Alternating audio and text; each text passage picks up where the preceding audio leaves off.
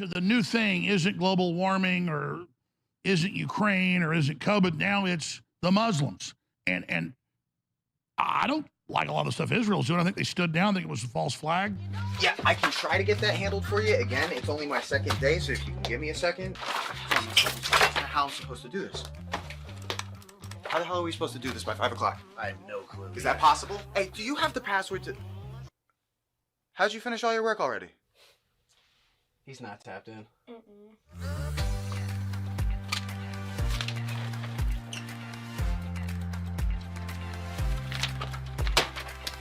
How'd you get that done so quick? They think they're gonna be able to budget that? It's money. That's money right there, you understand? You guys finished your work 6 hours early? He's not tapped in.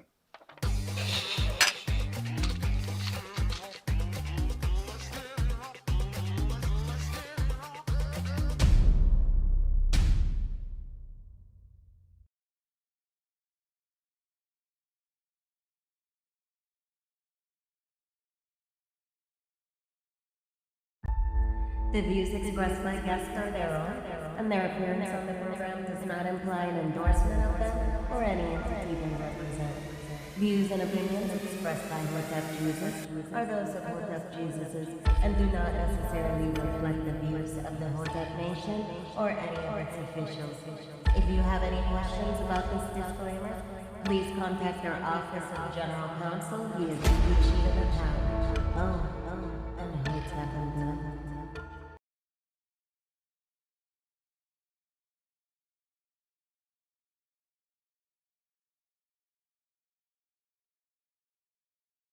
Never argue with a woman you are not having sex with.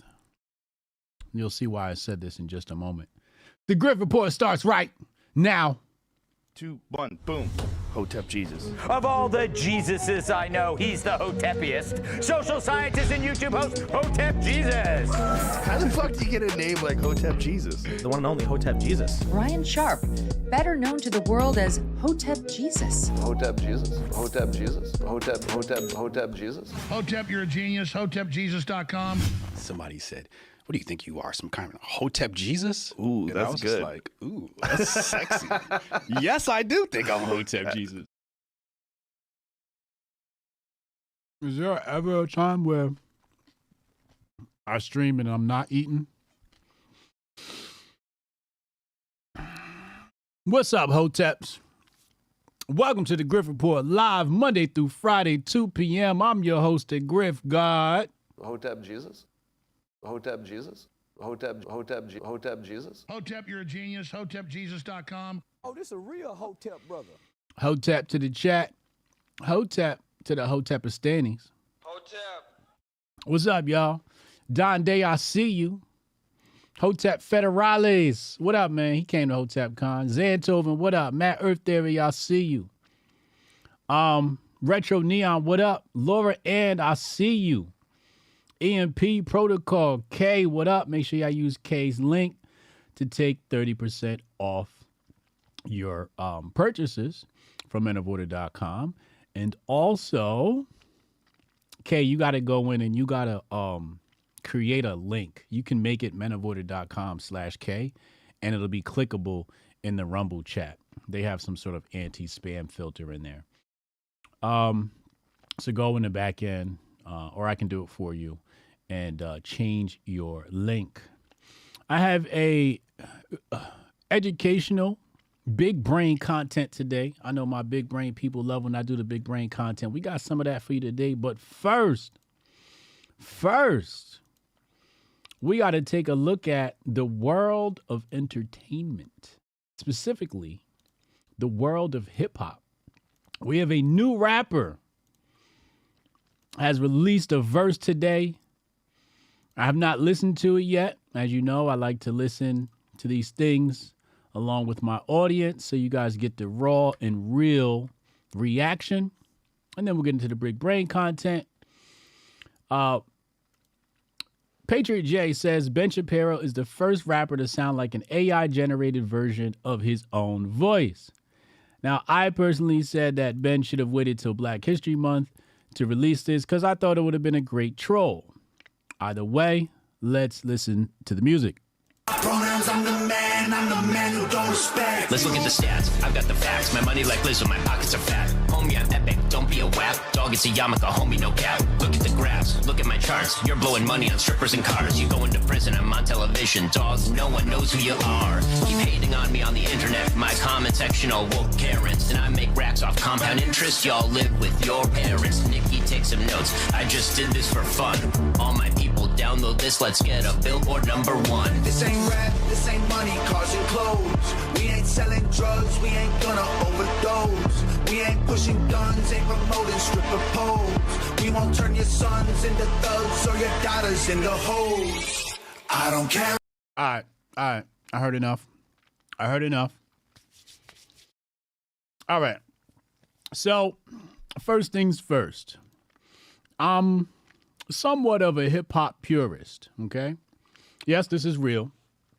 I'm somewhat of a hip-hop purist, right? Where a rapper doesn't get credit for being a rapper unless he writes his own verse. So in this case, I'm 95.6% sure that Tom McDonald wrote this verse for Ben. What's it called when you it's called a reference. So what happens is when somebody writes your verse for you, what they'll do is I'll create a reference track. So Tom McDonald, somewhere there's a Tom McDonald vocal of him rapping those words. He hands them off to Ben. Ben listens to it. He practices. Then he comes in the studio and he records those lyrics in his own voice. But the importance of the reference track is to know how to deliver the verse. So I really can't judge this fairly because I'm a hip hop purist. So he gets 0 points for not writing his own verse. Who wrote it for Tom? Nah, Tom's writing. He's writing this stuff. Come on, Goldstein. Tom's writing this stuff. How do you guys rate it overall? Taking away the hip hop purists.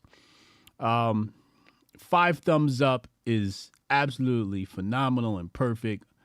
Or a thumbs down can go the other way. 5 thumbs down means just absolutely terrible and horrid. 1 is just bad. Where do you guys land on all of this? Let's see a little bit of crowd participation. Kitten Kundalini says 0. Laura Ann says Ben Shapiro is conservativeconinc.com. Catch the Cam said it's not that hard to write. Yeah, that's true. Especially when you're not like creating double entendres and stuff like that.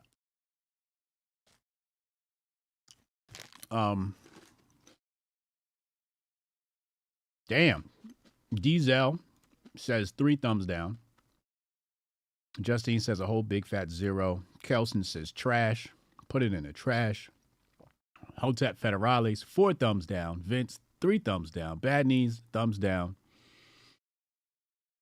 Would y'all be mad if I wanted to listen to it again? I want to listen to it again. I'm sorry. Hold on. I'm going to put you guys through this one more time. 45 seconds. Let's take a listen. Pronouns, I'm the man who don't respect. Let's look at the stats, I've got the facts. My money like Lizzo, my pockets are fat. Homie, I'm epic, don't be a whack. Dog, it's a yarmulke, homie, no cap. Look at the graphs, look at my charts. You're blowing money on strippers and... Homie, it's a yarmulke, no cap. Homie, it's a yarmulke, no cap.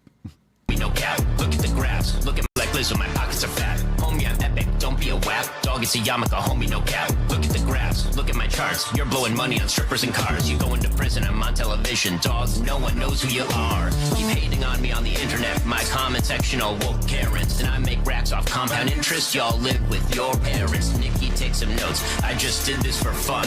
All my people, download this, let's get a billboard #1. This ain't rap. All right. Something else I noticed. What's up with the hoodie?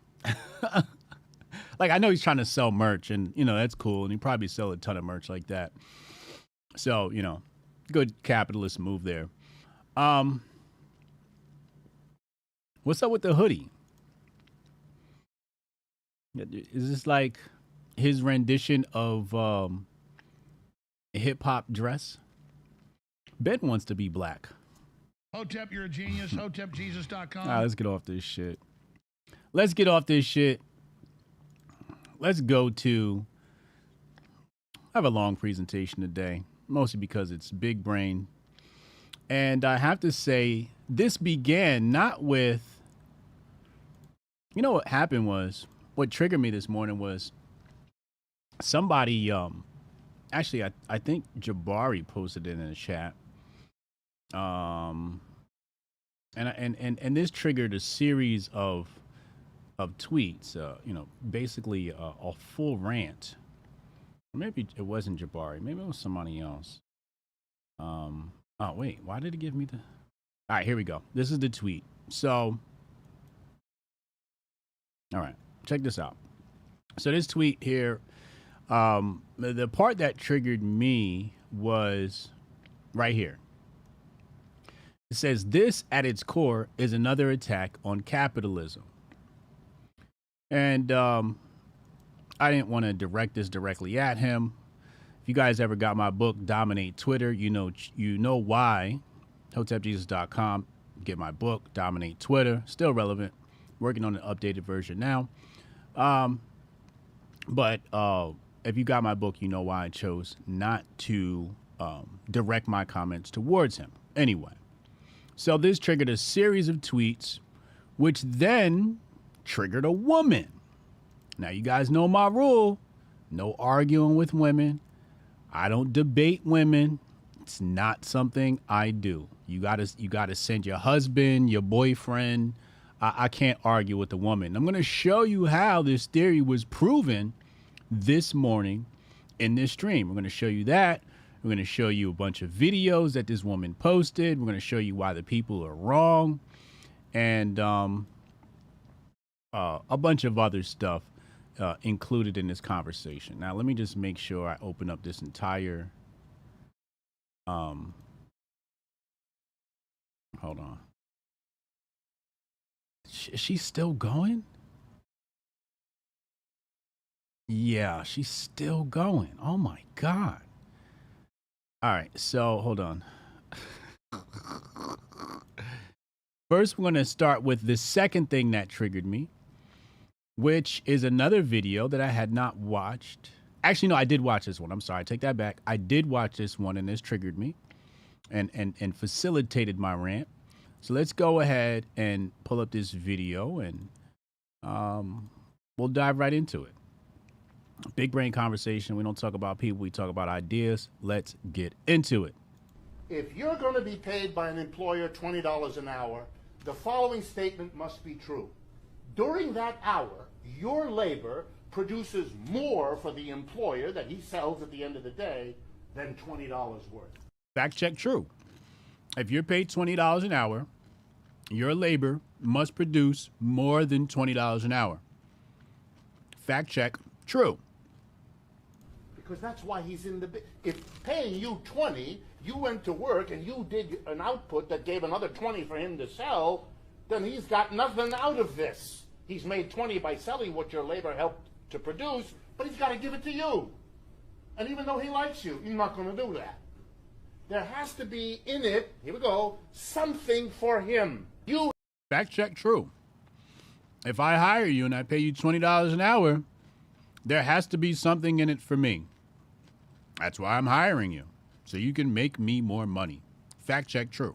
You have to produce, this is ineluctable, you have to produce more in every hour than you get paid. Otherwise, this system doesn't work. For those of you, and I have to tell you this because partly you need to hear it and partly I admit I get a kick out of telling you. Those of you who think that in a capitalist system, you're never going to work for anybody who doesn't pay you what you're worth, you don't understand the system you're in. That is never going to happen because that's how this system works. When you go home at the end of a workday and you feel vaguely ripped off, it's because you are. And the psychologist or others who helps you get over that feeling isn't doing you any favor. So these are the teachers that we entrust our kids with. And I just want to come back to this one part right here. Hold on. That in a capitalist system, you're never going to work for anybody who doesn't pay you what you're worth. You don't understand. So he says, pay you what you're worth. So basically what he's saying is, you create a corporation, you pay somebody $20 an hour to work for you. What he wants is a break even. Now, the problem with break even is your boss can't scale up and reinvest money back into the business. And instead of paying you $20 an hour, start paying you $25 an hour, then $30 an hour, and then take you off of hourly and move you to salary. And then now he can give you, insurance benefits, 401k matching, so on and so forth, right? So what he wants is, he wants the business to not make money, so you stay at $20 an hour. If the business even survives from not making any money, okay? This is why he's a teacher and not a business owner. And I always said this, teachers are just failed people. I wish all the black people were as smart as Hotep Jesus. And I wish all the white people were as smart as Hotep Jesus. And I wish all the Hispanics were as smart as Hotep Jesus. Because that guy, he really gets it. He knows how to boil it down. Yeah. Now, does that go for all teachers? No, I think some teachers do it because they're actually good at their job and they care about their job. But for the most part, teachers are failed adults. So they have defaulted to taking a job and teaching garbage. Teaching garbage. Okay? Now, let's dive deeper into this rabbit hole now that we've tackled that. Actually, no, I want to make another point. So, what do you get when your boss gives you a job? It's the one thing that you should care about more than the actual money. And really what this is falls under the umbrella of experience. And under the umbrella of experience are skills. You sharpen your skills when you get a job. For example, I could successfully open a restaurant and be really good at retaining customers. Why? Because I've worked at over a dozen restaurants, and if there's one thing I know is front-end service as a server of probably a decade worth of experience. Front-end customer service. But I had to be a server to get that experience. Another example is, I don't know if it's McDonald's, Dunkin' Donuts, or both, but when you purchase a license to franchise, under their franchise, to open one of those up, I think it's McDonald's, they actually make you work there. You have to work at a McDonald's when you buy one, if I'm not mistaken. At least that's how it used to be. And why? Because you have to know how the business runs day to day. You got to know that so you can teach it to the next person. Anyway, let's go to youth labor. Child labor came across my feed this week. And minimum wage comes to mind. So minimum wage, basically what minimum wage did, according to the teachings of Dr. Walter E. Williams, minimum wage and Thomas Sowell, minimum wage stripped the youth of their ability to acquire experience, aka skills, right? So what do all the college kids complain about? They say, how am I supposed to get experience? When you won't give me a job, you're asking me to apply for a job and you're saying I have experience, but I don't have experience. But you'd have experience on your resume if you had some child labor underneath your belt. So what it robs kids of is experience. Now, it used to be a paper route, and with the paper route comes experience. You learn about life by being a paper boy. I don't want to dive into the specifics, but one of them could be responsibility, and the other one could be how to deal with people, because you may deal with people.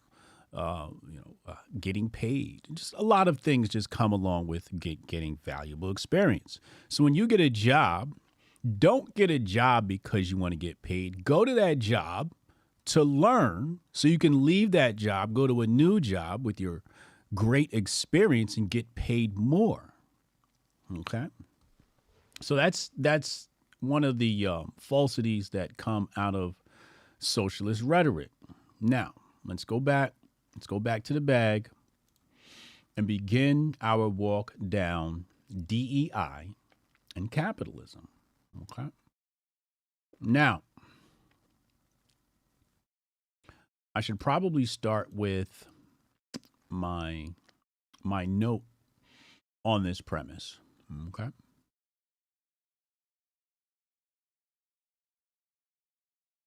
Couple of notes here, actually.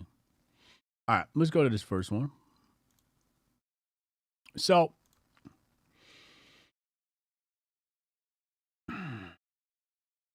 okay. Hot take. The left is not attacking capitalism. Right? Capitalism doesn't exist in its purest form in America. This is a quasi-socialist nation. Further, socialism depends on capital and capitalists. Without capital, there is nothing to redistribute. Figure 1, Marx's dream, centralization of credit within the hands of the state by means of a national bank with state capital and exclusive monopoly. I've probably given this lecture 100 times, and here I am giving it once again. Next one. Woke right. Woke right would say DEI is an attack on capitalism. Now, the thing is about my argument on capitalism is not only does it defeat the woke left, it also defeats the woke right, where you're just wholly uneducated on this subject matter. Right. DEI is an attack on masculinity. Now, that's true. This is something I've said before. Elite right. Basically getting more specific. DEI is a cultural Marxist tactic to move industry from the private to the public sector to centralize power in the hands of the state. And many people argue and say, well, that's the definition of communism, to destroy capitalism, because capitalism is all about the elimination of private property. And I wouldn't argue that. Now, somebody responds and they say, logical middle, DEI makes for an uneven playing field and disadvantages people based on physical traits. And he's wrong. DEI has zero to do with physical traits. That notion is the genius part of the diabolical design of the agenda. This is what I call the controlled design, where they control your thinking, they control your language, and they control your money. While you play the physical game, they play the psychological game. DEI is a religion rooted in feminist ideology, which is under the umbrella of cultural Marxism. I go on to say, capitalism has long since been destroyed. We are in the communist consolidation phase of the agenda. Okay. Now, you're not going to find these terms anywhere else because me being the greatest philosopher of our time, I've created these terms myself. Why? Because I read and I come to my own conclusions. I don't just spit out what somebody else has said. That would be unintellectual. You have to read the materials. You have to read the right, left, middle, up, down, then draw your own conclusions. Okay. Now we get to the argument and the woman. Okay. So let's show you what this woman says.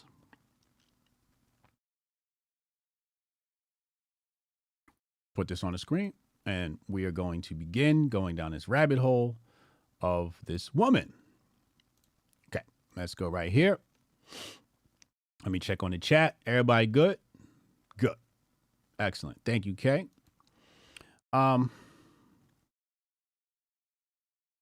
Here we go. So, in response to my post that said the left is not attacking capitalism, she responds with, dude doesn't know what he's talking about.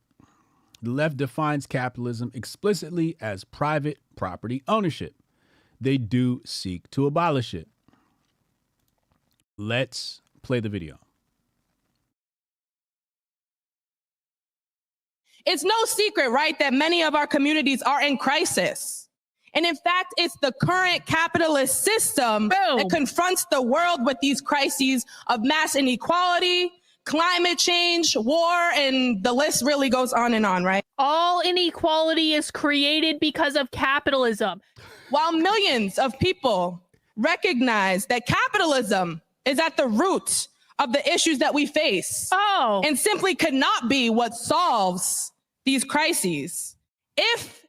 We can't solve equality or climate change or any other crisis in our society under capitalism because capitalism created the problems in the first place. How capitalism can be replaced seems a little bit less clear to some people. Many of us here might identify as socialists, hopefully, and see that, yes, socialism is the answer to these issues of capitalism. Even the comrades before said capitalism is the disease. Yes! We can't solve this under capitalism. Socialism is our answer. Socialists define capitalism is private property. That is the definition. It's not about crony capitalism or corruption or any of that. That's not why they want to get rid of capitalism. They define capitalism as private property. Private property is what they want to abolish. She just said, once private property is removed as the engine of society. Let's experience that magic again. And question for the chat, yes or no? Does ownership of private property, and I'm talking about real estate, land here, in America exist in its purest form? When you purchase a piece of property, do you own it? Yes or no? Let's see how smart you guys are. When you purchase a piece of property, do you own it? Yes or no? Even if you pay, let's say you pay for it cash, no financing. Do you own it? In America, do you own it? Let's see how smart you guys are. Justine says no. Laura Ann says no. EMP says no. Jay Wink says you are renting at best. 40-ounce Guzzler says no. Tari says no. EMP says you're leasing it from America. 40-ounce Guzzler says your ass owes taxes until your grandkids die. Interstellar says you miss paying property tax and you are screwed. EMP says taxes mean we own nothing. Okay. So, she says that capitalism is private property. So I got to ask you. Somebody says you just hold the title correct. Okay. So I'm asking you now.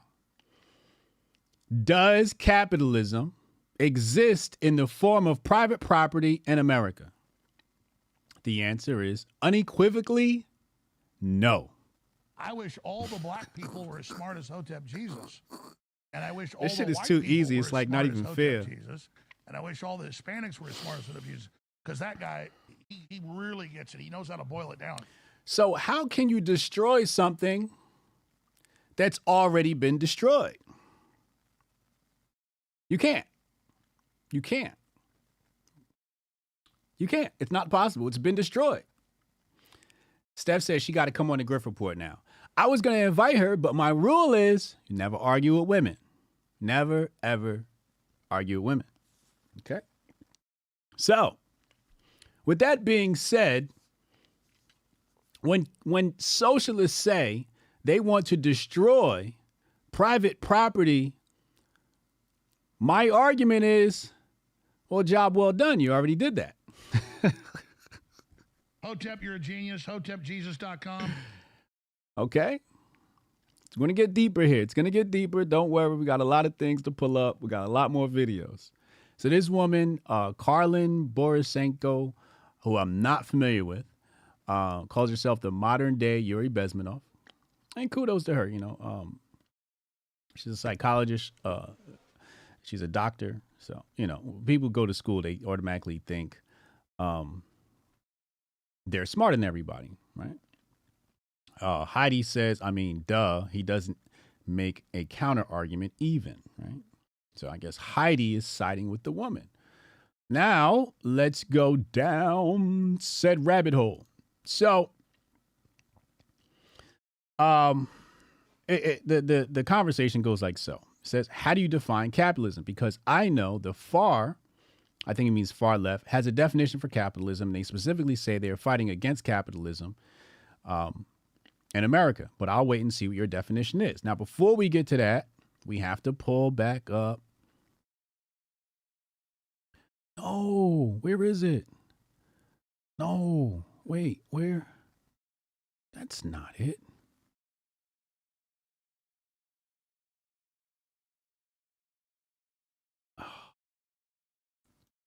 Oh, crud. Hold on. It's in one of these accounts. I have too many Gmail accounts. Here we go. All right, let's put this up on the screen. Showed this to you the other day. And in order to understand the left, you must understand the hierarchy of power in many nations. Okay. So let's pull out my trusty pyramid scheme here. Right. My beautiful slides. So how does this go? We begin with the oligarchs, the media, donors, politicians, and then the grifter. So when she played this clip, she's talking about the grifter class. Never, ever listen to the grifter class. They're taking orders from politicians, donors, media, or oligarchs, either paid or unpaid, brainwashed, or some way, somehow, some form, is how the marching orders make its way down to the grifter. So the grifter goes into their little think tank meeting where they're brainwashed and they tell them, we have to defeat capitalism. So what they do is they run around and they just basically parrot the same talking point. Defeat capitalism. They have no concept of economics. All they know is defeat capitalism, abolition of private property, abolition of private property. Private property has been our problem. Now, I want to see if I could do like a timeline diagram, but I'll explain it to you. So history, according to my research, and correct me if I'm wrong, makes a huge leap. Actually, it's not even a huge leap. Let's just call it what it is. It's a transition. It's a transition from monarchism to socialism. Okay? Monarchism to socialism. One of the greatest monarchs to ever live, obviously we know, comes out of Russia, Tsar Nicholas and his family. Trying to remember the name. I'm drawing a blank on the name of the family. Y'all know the name of the family. Drop the name of the family. The Romanov family. There you go. The Romanov family, right? And then they make a swift transition because of Bolshevism to something called democratic socialism. And that came with the interim government before Lenin, Stalin, and the rest take over. Okay. And then the story goes on. Same thing happens in China. China is operating under feudalism. Okay. Monarchism, feudalism. And then Mao, under the basically financed and controlled by Russia, getting orders from Moscow, introduces communism to China. China's a communist nation. And you start to see all these monarchs fall and get replaced. Same thing happens in Germany. In Germany, you had the Kaiser. The Kaiser falls and is immediately replaced by democratic socialism or democracy. Okay? Nothing in there ever says capitalism. Okay? There is no capitalism in this story. Okay? Am I right so far? Chat. Am I right so far? Thumbs up if I'm correct so far based upon your own studies and your own research. Am I correct so far? Okay. Now, let's go back to the angry woman and the people who don't understand me. And I don't expect people to understand me. That's why I said hot take, because I'm like, it's a refresher for a Hotep. It's new to many. So I asked a question, Socratic method. Should one pay attention to words or actions? And then she responds. And she says, the left trying to abolish parental rights because they believe it's private property in action. The left trying to eliminate the gender binary because they believe it was created by capitalism as an action. Now, remember, when she talks about left, she's talking about the grifter class. She's talking about the grifter class. She's not talking about what the oligarchs want. She's down here. So she's arguing with grifters. I don't argue with grifters. I challenge the concepts and ideas by the oligarch class as perpetuated through the hierarchy. Okay? The left pushing anti-racist education into school because it's anti-capitalist and they want to create a socialist world for action. Now, this push is not happening by the grifter class, it's happening by the oligarch class. If you want to keep going, we have more than enough examples. Test us. Okay? No problem. And, no. I don't like this. Okay, you gotta hit, is it this button you hit? What is this? I don't like this UX. Anyway, so I responded to her, I said, this makes sense if you believe the myth of capitalism, which is a term that was popularized by socialists, mainly Marx. And this guy responds, and he says, this is a fascinating take, actually. May I ask what you mean by myth? Are you insinuating that prior to the Communist Manifesto, economic freedom didn't have nomenclature? Only post-Marx was anything dealing in currency capital referred to as capitalism? I'm very interested. Now, I just told you, based upon history, there is no moment of capitalism in history. The closest you'll get to capitalism, and this goes back to Milton Friedman's work. What's the name of Milton Friedman's documentary? And this is for people who have not watched it. Milton Friedman, Free to Choose. He has a documentary called Free to Choose. I suggest you all watch it. Milton Friedman, Free to Choose. And in there, Milton Friedman talks about one of the last bastions of free market, laissez-faire capitalism resides in a place called Hong Kong, okay? And in Hong Kong, the example he gives is of the dentist. In America, if you wanted to be a dentist, you'd have to be licensed. You must be state approved in order to practice dentistry. So he says in Hong Kong, at the time of the release of this documentary, which is the 80s, you don't need those regulations in Hong Kong. And what he found was that people actually got great health care from street dentists. Street dentists were outperforming many other people and giving it to them at a better price, which created affordable health care because you didn't need a license. Now, some people say, well, how can you trust somebody without a license? Well, can you trust every doctor with a license? Hotep, you're a genius. HotepJesus.com. The answer is unequivocally no. So what do you trust? For example, women go and they get operations on a booty and a butt. Okay, you can say, I'm going to go to a licensed doctor.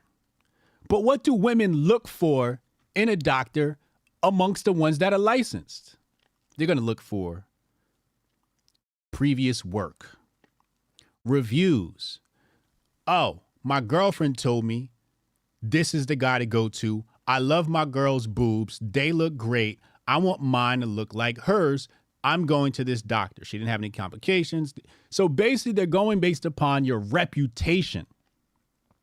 This is what's happening or happened in Hong Kong, where you chose a dentist and word of mouth and reputation preceded itself. So you didn't need to wonder if the guy was licensed or not. You know, because your friend got white teeth. He went and everything's good. Now, this is the very basics of laissez-faire free market capitalism. 2020 says a license is permission to do what is otherwise illegal. Okay. HJ, you're talking about Han cultural construct. Who you talk, HK, totally different kind of social trust. Cool. Great. Now, let's continue. Let's go back. So, I said, if my memory because he asked me, about the origin of the term capitalism. And I said, if my memory serves me correctly, root word capitale in Latin means land/resources. Prior to Marx, I have not been able to pinpoint anyone using the term capitalism. I believe it is a communist creation. Now, again, I'm very specific in my rhetoric, and I did not say that the term never existed before Marx. All I'm saying is, ain't nobody showed me. I ain't seen it. Let's continue. And that's the term, the book, Das Kapital. So he says again, I understand your point, and it makes a lot of sense. Communism as a term seems to have only surfaced when land/resources could be used to trap the working class in pseudo-involuntary labor by manipulating labor markets, keeping the working class in their place socio-economically. Actually, that's not the tweet I wanted. Hold on, let me find the tweet I wanted, because he sums this up so well. Here we go, right here. So right here, he says, oh, it's coming next. It's coming next. Okay. It's just misconstrued in the string. So what did I do with it? I just had it. Oh, here it is. Okay. So he says, I wonder if Hotep Jesus is claiming that the left is actually attacking the very system they keep asking for because we are more socialist than capitalist. The left just keeps selling them on the idea they are suffering under capitalism when it's really socialism. Oh, this a real Hotep brother. And I said, you get it. You get it. Now let's go back. So she responds and says, here they are saying borders serve capitalism. Again, who is she pointing to? The grifter class. The grifter class. This is who she's referring to. You're always going to default to the grifter class. And this is a huge mistake. Huge mistake. Never argue with the puppet. Never try to make sense of the puppet. Make sense of who controls said puppet. Let's play the tape. Menezes, who's the first person featured in that interview, is an incredible organizer. And she brought out incredible points that if we're challenging capitalism and colonialism as the roots of the climate crisis, then we inherently have to challenge borders, because colonial borders are constructed to dehumanize people. And, we're seeing what's happening right now with the migrant crisis, especially in the States. Goods can continue moving freely across borders, but people can't. People who are in dire situations, who are really refugees, they're not able to move across borders. And it's just such an ultimate dehumanization. So one thing you always have to look for is when people talk, they substantiate their claims. So this is just rhetoric. Borders, because colonial borders are constructed to dehumanize people. And now she says colonial borders are constructed to dehumanize people. Then she doesn't back it up with anything. She makes a bunch of different claims. None of it are backed up. Anyway, so he responds. He says they are gravely misrepresenting capitalism then. On purpose. Capitalism does not require such strict enforcement of available laborers from other regions, but they need you to think that it does. Before you know it, the border wall becomes the worker's physical cage. Well said. He said, somebody responds and says, if you don't understand their language, then how do you expect to beat them? Example, when they say whiteness, what does that mean to them?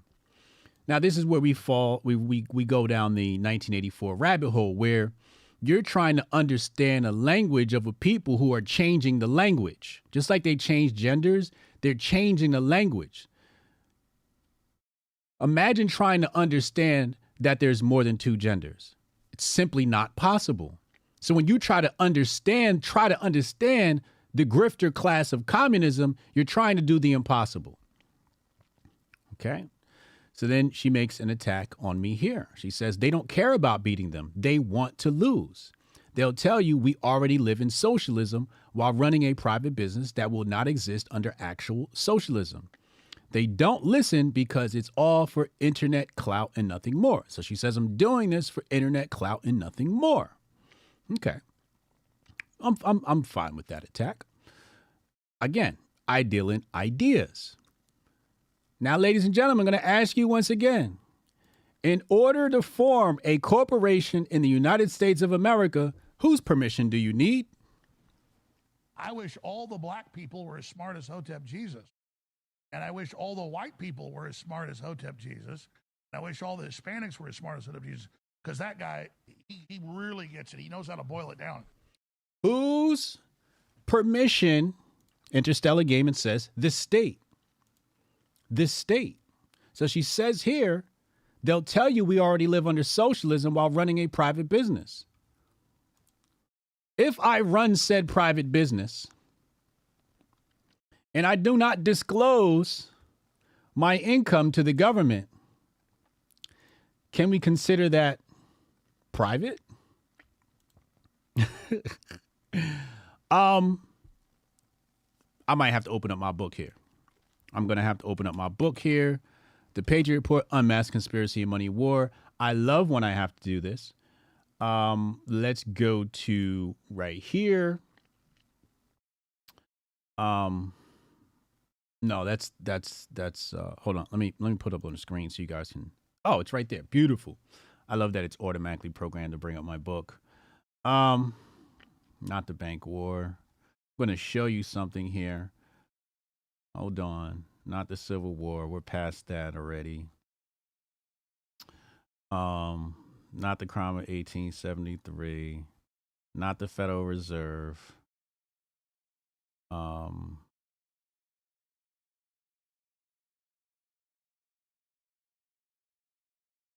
Here we go.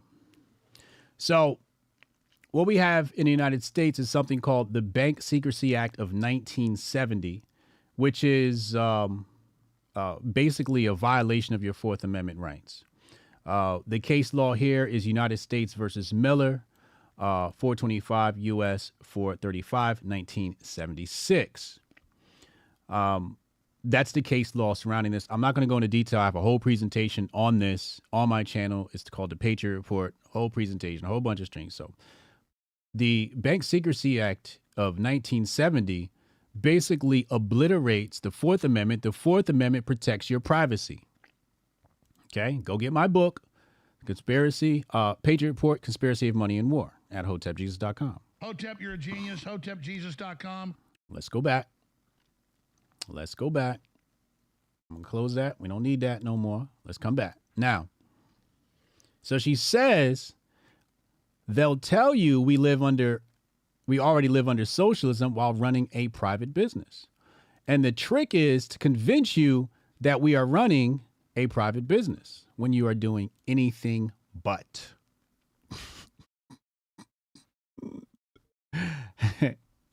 Anything but. And then the Bank Secrecy Act of 1970, I believe, is controlled by FinCEN. Okay, FINCEN. Okay, so again, I'm no ad homs. Notice I'm not responding to her. I'm like, oh, this is just great content for my show today. Again, I don't argue with women I'm not having sex with. I have to have sex with you in order to argue with you. And even then, I'm probably not going to argue with you. Let's continue. So he says, I'm a little confused by this. By they, do you mean people who refer to themselves as capitalists? Then he asked the question, do you believe we are more capitalist or more socialist? She says, I mean, you want to lose. You prove that by not listening or engaging with reality in any way.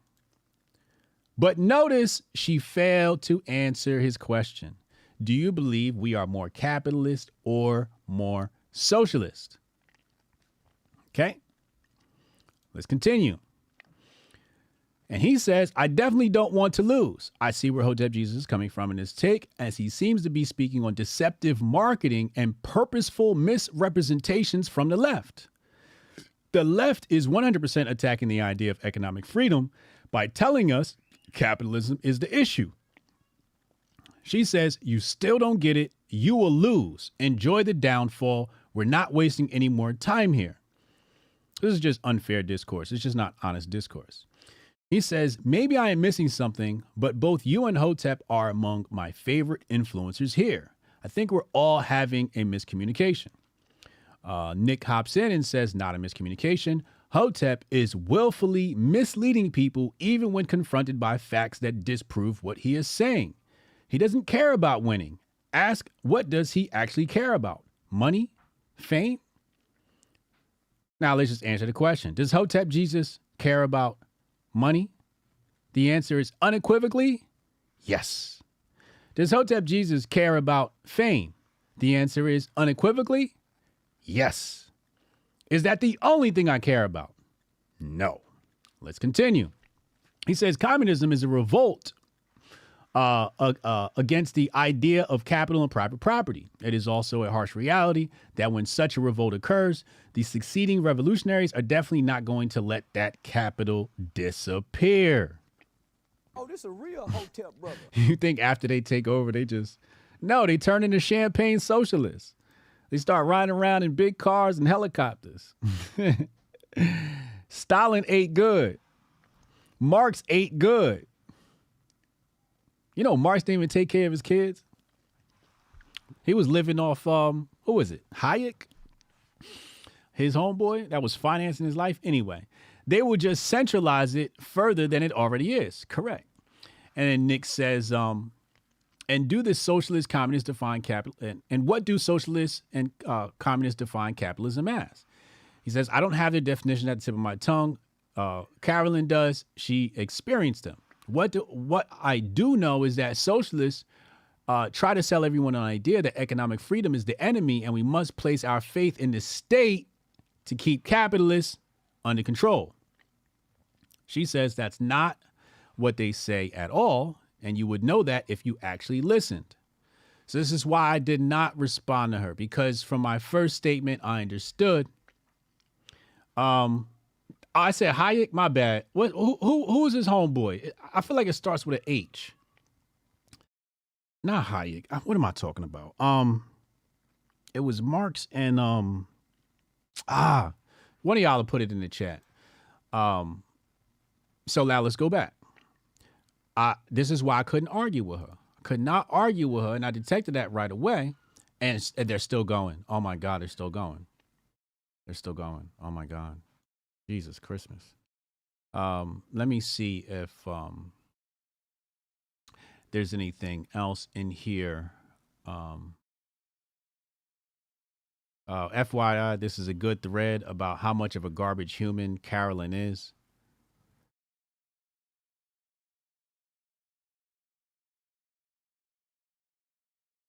Oh wow. Oh wow. Oh wow. That's pretty scathing. Anyway, and I don't want to deal with that. I want to deal in ideas. I don't want to assassinate her character. I do not want to do that. Somebody said, if you want to see that fraud Carolyn get destroyed by Hotep Jesus, here you go. Stax said, I get all my news from Hotep Jesus. Save me. What up, Stax?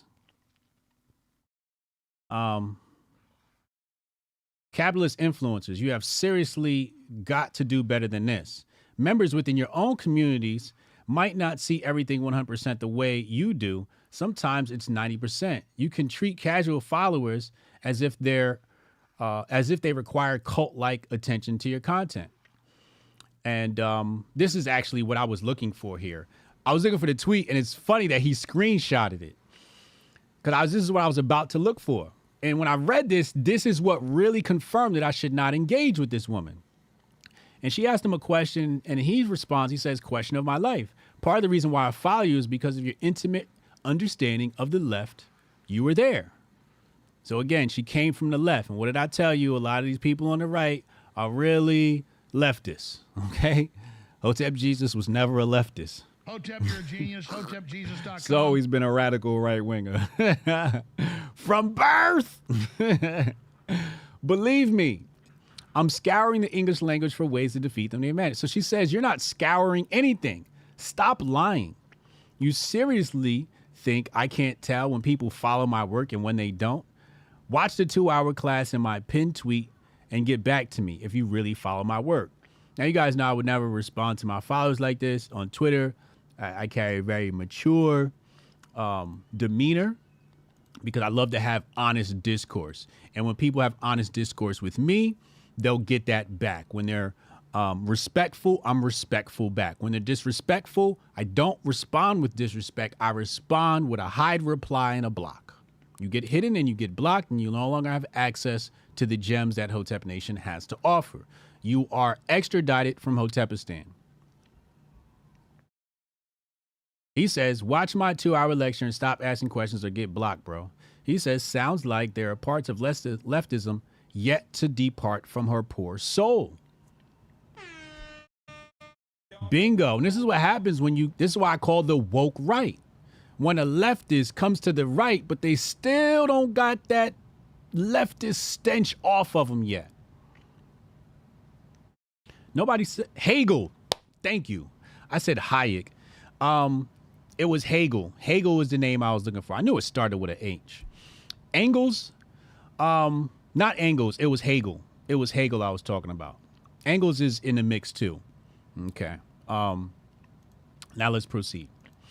Yeah, still the same, right, Justine? Okay. So let's go back.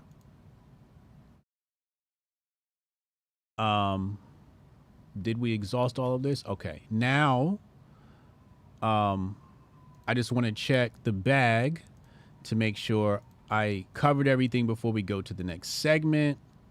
Hold on. Covered that. Covered that.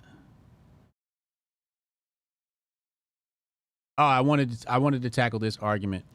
Now this is fair discourse, although I disagree. I love this comment. So he says, LOL, the private sector, and that's another thing, like when people respond with like LOL and all of that, and I don't do that. I try to be an adult, but whatever.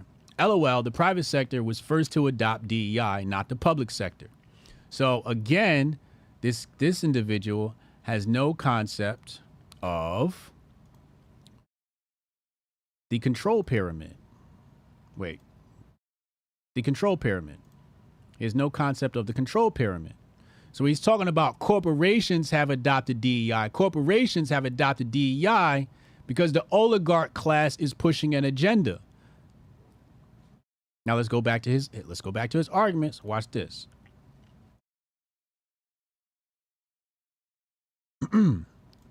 So he says, turns out having a good DEI index score is good for business. I want to stop right there. Ladies and gentlemen, is DEI good for the bottom line?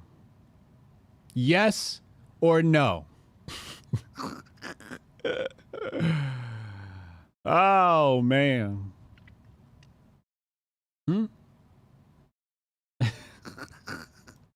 What happened to Bud Light? Bud Light lost a lot of money behind DEI. Bud Light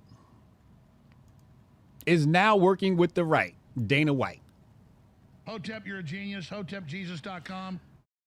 So his rhetoric here that DEI index score is good for business is a falsity.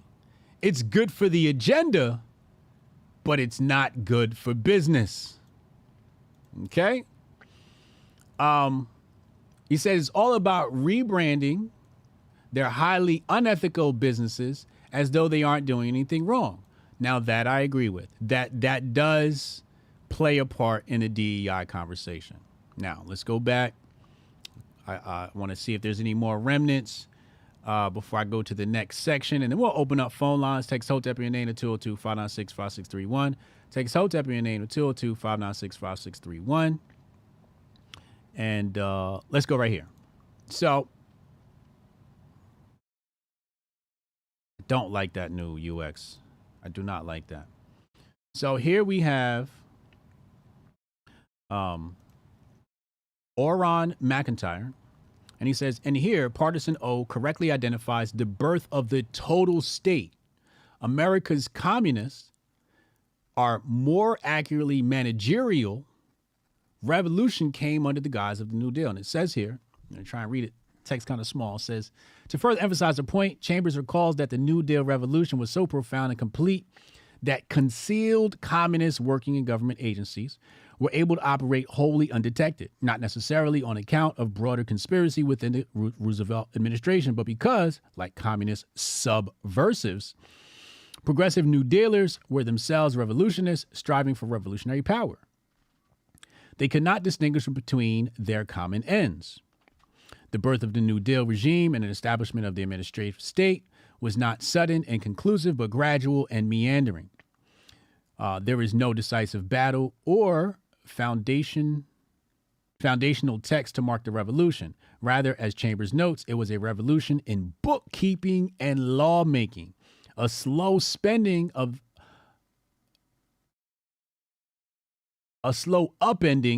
of the American constitutional order by bean counters, bookworms, and bureaucrats.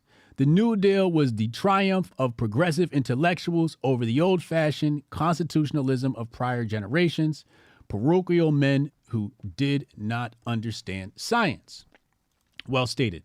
Now, let's go to my next piece of text, which somebody alerted me to. I had not known this existed. I thought I was one of the few that had this premise. But here we have a book by Ayn Rand, which I'm going to read ASAP. And this is called Capitalism, the Unknown Ideal. Written in 1966, 1967. What does it say here? It says, readers of Atlas Shrugged, it says, capitalism, Rand argues, is not today's system. If she said that in 1966, what do you think we're dealing with now? She says, with its mixture of freedom and government controls, but a social system in which the government is exclusively, she's trying to define capitalism here, right? And she says what it is it's a mixture of freedom and government controls, but a social system in which the government is exclusively devoted to protecting the individual, to the protection of individual rights, including property rights, one in which there exists absolutely no government intervention in the economy. No government intervention in the economy. Now, I ask again, does our economy have government intervention? Hotep, you're a genius. HotepJesus.com. Yes or no in the chat. Let's have some group participation here. Okay. Let's go back.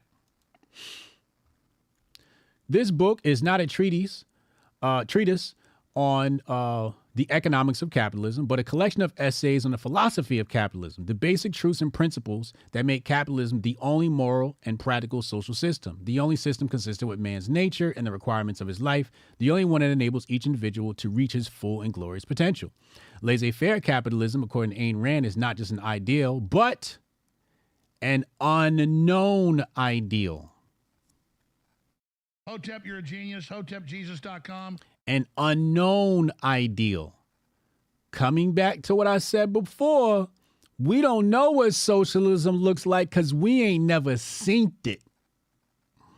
We ain't never seen it. S-E-E-N-T. Synced. That is Incorrect grammar for saw or seen.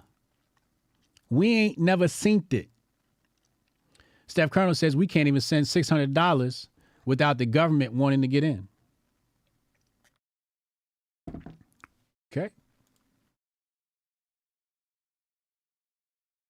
Few grasp its meaning, history, economics, or moral justification. In capitalism, Rand sets out to remedy that. Rand argues that capitalism is, like I said, protection of individual rights, property rights, and in which all property is privately owned. We covered earlier how we do not have the ownership of private property here in America. In practice, this means that a capitalist society is one in which the government performs a single function, protects the individual rights by banning force from human relationships, by banning physical force from human relationships. Pure capitalism, she concludes, has never existed. I wish all the black people were as smart as Hotep Jesus. And I wish all the white people were as smart as Hotep Jesus. And I wish all the Hispanics were as smart as Hotep Jesus. Because that guy, he really gets it. He knows how to boil it down. And this is the argument I use to destroy the woke left and the woke right. Because they don't know shit.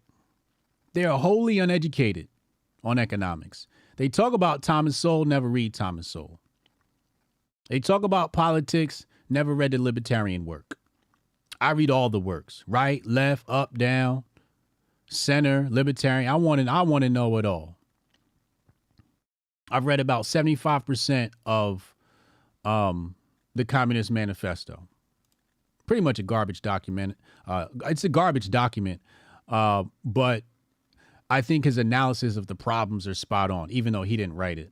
Anyway, pure capitalism, she concludes, has never existed. But in the countries that approached it, with America in the second half of the 19th century leading the way, the individual was able to flourish. This is because capitalism is the only system that fully recognizes that man is the rational being who has the right to exist for his own sake, free from coercion by others. Again, the premise of my argument is that pure capitalism has never existed. Touchdown. Touchdown.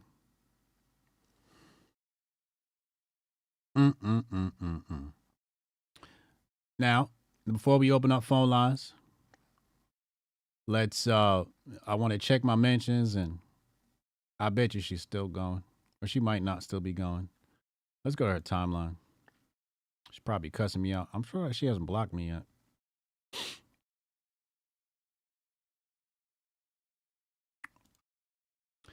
You know, she looks way too young to argue with me too. Not only is she a woman, but she's also too young to argue with me.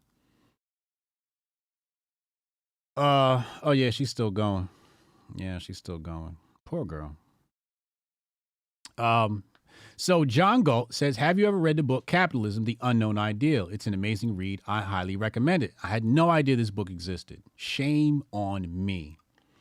I said, adding this to my reading list, this backs up the claim I am making. Thank you. How does she respond to Ayn Rand? Let's see. I have not read this. Let's see what she says. She says, I think it's really brave of you to admit that you only look at evidence that says what you want so that you live in a perpetual state of confirmation bias. Perhaps someday you should look at evidence that contradicts you if you want to hinge into reality. And I'm like, now I'm thinking, yo, I could have copied and pasted that and been the reply to you. Like, did you read Ayn Rand's work where she says capitalism has never existed? So how does he respond? He says, I read all points of view. I have read Marx, and I'm with Lindsay. Marx was not an economist. He was a theologian. That's correct. Marxism is a cult religion that needs capitalism out of the way. Why? It puts a lie to the economic aspects of his religious philosophy because it works. She says, I'm not impressed by people who read philosophy but refuse to listen to what the left says in the real world. That includes Lindsay. He says, I do both. I'm a teacher and I have plenty of encounters with highly educated individuals pleading their views. I read philosophy so I can understand their positions and ask cogent questions. Having access to both is objectively key. She says, I strongly doubt you do both, and you don't understand their current positions in the real world by reading philosophy written a century ago. She don't. What is wrong with her?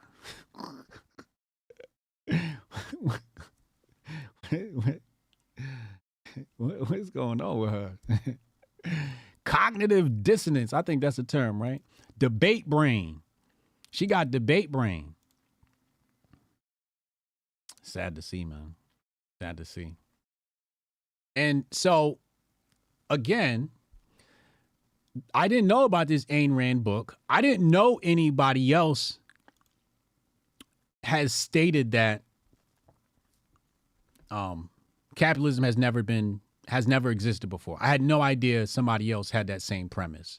I just sort of did studies on, I was reading all the Mises, and it was basically while I was writing the Patriot Report. You can go get my book at HotepJesus.com.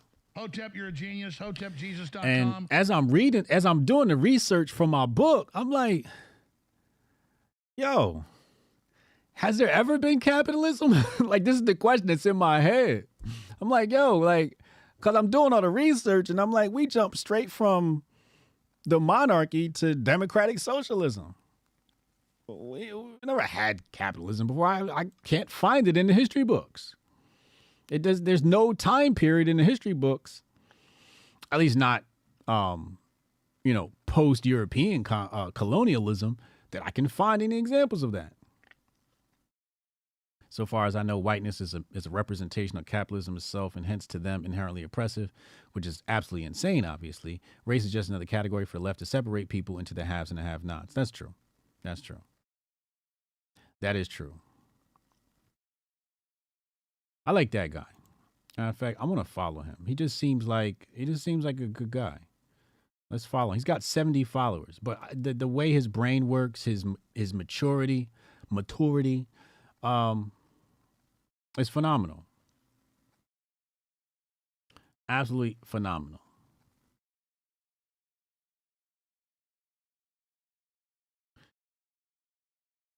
What? Poetry painter, hi Hotep. Let me say, first of all, that anyone saying that you are wrong and that they and only they have the right and only answer to this is likely someone who started studying this within the past few years and has not looked at this for decades and watched it develop.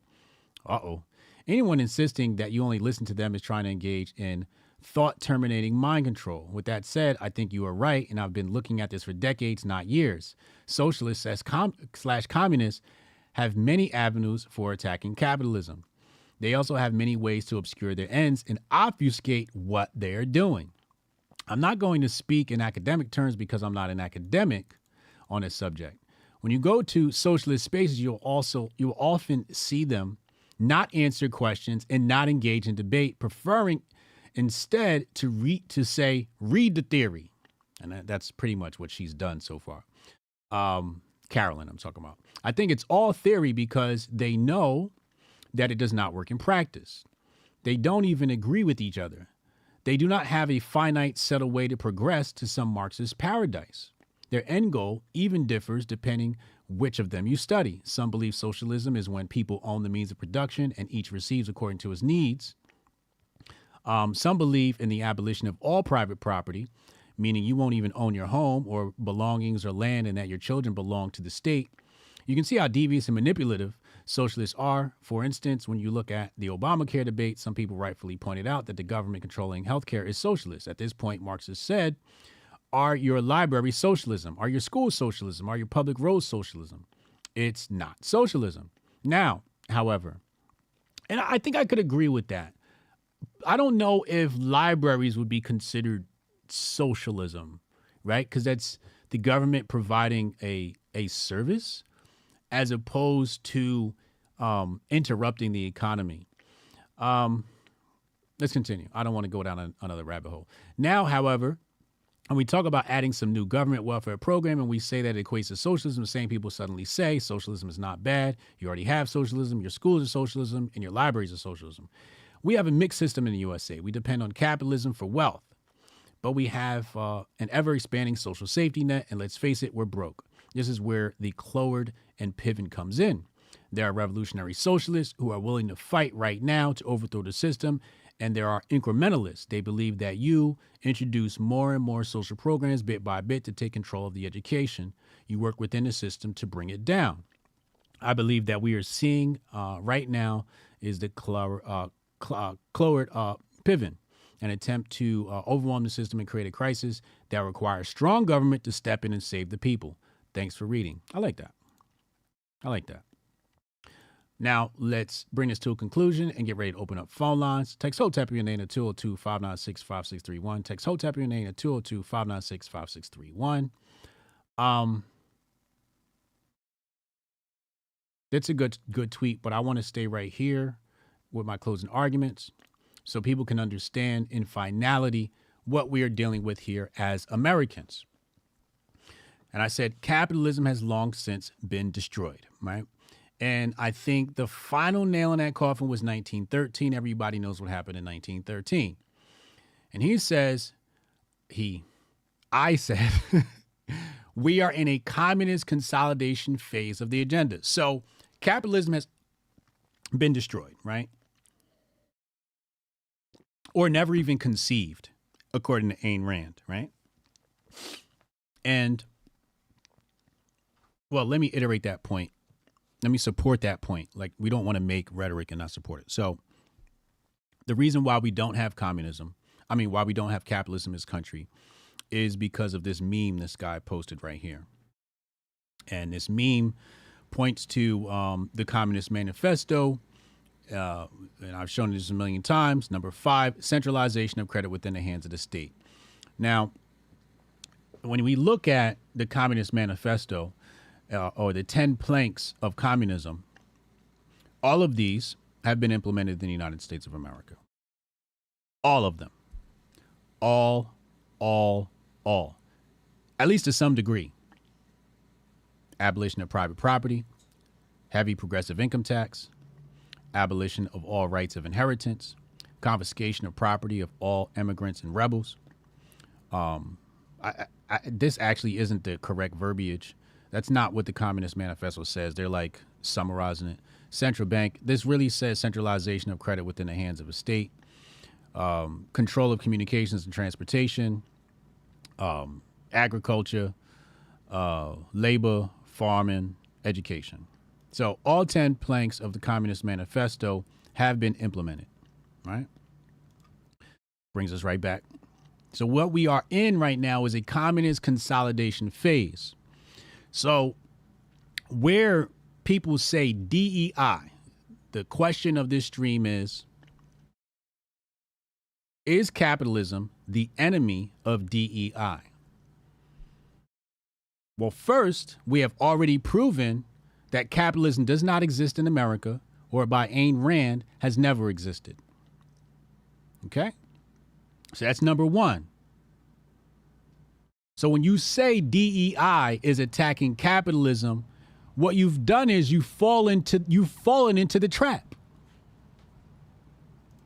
You've fallen into the trap. When you say DEI is attacking capitalism, it maintains that there is a capitalist system. And that's the trick of the left, to make you defend the notion that capitalism exists and for them to attack the boogeyman that does not exist of capitalism. That's the trick. So that you can continue fighting on this theoretical battlefield, this battlefield that does not exist, this battlefield of a ghost term, capitalism, which is popularized by Marx. So when you say DEI is attacking capitalism, you're basically a communist. You're just on the other side of the communist argument. You're basically ignorant of the facts. You think we live in a capitalist nation, and we do not. Another point that I can make, hammering home on consolidation of credit within the hands of the state, at a very simple level, by the Federal Reserve controlling the interest rates, they control the entire markets and the economy and everything that falls underneath it. Everything. So even if you own that piece of land, let's say you own that piece of land, title deed or whatever, right? and the government could never take it from you. And then we remove taxes. The fact that the Federal Reserve controls the value of money means you don't really own the value of your land. It's not moving in a free market. It's being controlled and manipulated.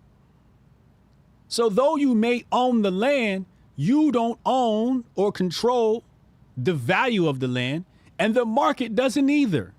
The oligarchs do. The Federal Reserve manipulators do. So in a very philosophical way, they own the land. They did this trick in the 2008 housing crisis where they had everybody come in and refi. They told everybody the value of their house would go up, raise interest rates, economy crashes after they make all those mixed bonds, D bonds mixed with A bonds and B bonds and triple A bonds with triple F bombs.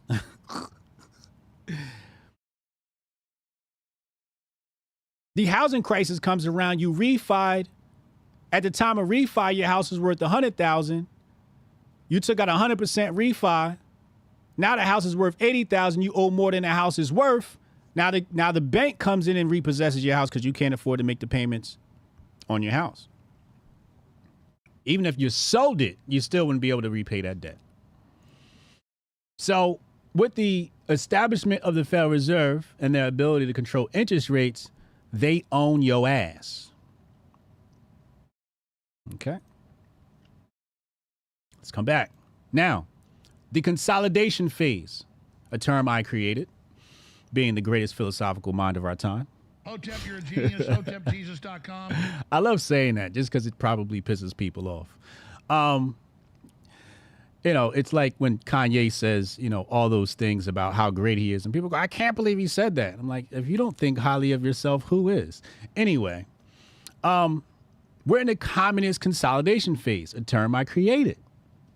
And what do I mean by that? Well, since capitalism has been destroyed, even if it has existed, right? 1913, income tax introduced, a Federal Reserve Bank introduced. This is the last breath of air leaves capitalism. Communism has now taken over. So everything thereafter is communism in this timeline.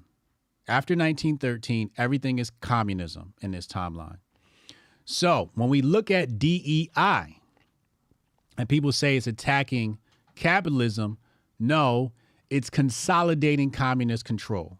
You got to be specific in your terminology. This is how you destroy people. This is called intellect. This is called scholarship and not scholarshit. Shout out to Shaka Akmos. It's a scholarship and not scholarshit. This is the consolidation phase of communism. So when you have an airline, or let's fix it. Hold on. Need the visual aid. The oligarchs understand that we're in the communist consolidation phase, and they pass that down the ranks. Somewhere in here is corporations. Corporations could probably be in the donor class, donor/corporations, right? Or maybe even with the media. But when the marching orders come down, for example, you see a lot of CEOs have quit the airline industry. CEOs, all types of people just stepping down. The first, I wouldn't say first, but one of the stages of this consolidation was the pandemic, which caused, and Sister Otis brought this up. Shout out to Sister Otis. Always give credit where credit's due. A lot of people were either laid off, fired, or quit because they didn't want to take the inoculation. They didn't want the jab. And these people were seasoned people in these jobs. So when you look at the airplanes falling apart and doors flying off, this isn't a DEI thing. This is the effects of the pandemic. Let's fast forward and get to my point, which I should probably bring up another visual aid. Hold on a second. I love the visual aid stuff.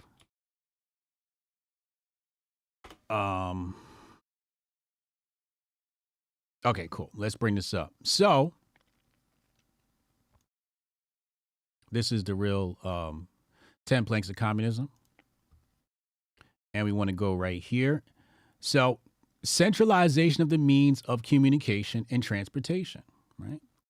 So transportation, they go on and talk about Amtrak and Conrail. What book did I read that really went into detail about the failure of, I'm not going to remember. I fucking read too much. Okay, so we have the Department of Transportation, Interstate Commerce, et cetera, right? Point being, flight obviously falls under the umbrella of transportation. So what I'm theorizing is that they want to destroy the airlines so that it becomes state controlled. This is the consolidation phase of communism. Bring the airlines under state control, then we really get to control who boards these planes. You say something wrong, we cutting off your money through the CBDC, et cetera, et cetera. And that's why capitalism is not the enemy of DEI. So who is the enemy of DEI? Do you know who? The Hoteps are. Hotep, you're a genius. HotepJesus.com. Let's go to the phone lines. Text Hotep in your name at 202-596-5631. Text Hotep in your name at 202-596-5631. And I'll be right back after this short, brief commercial break. Yeah, I can try to get that handled for you. Again, it's only my second day, so if you can give me a second. How am I supposed to do this? How the hell are we supposed to do this by 5 o'clock? I have no clue. Is that possible? Hey, do you have the password to... How'd you finish all your work already? He's not tapped in.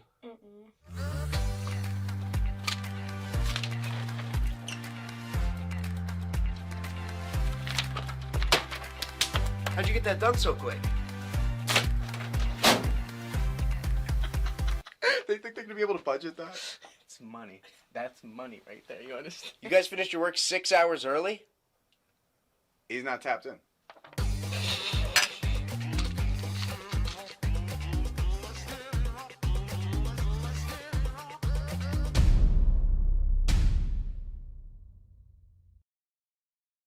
Goldstein on the check-in. What up, man? Happy Friday.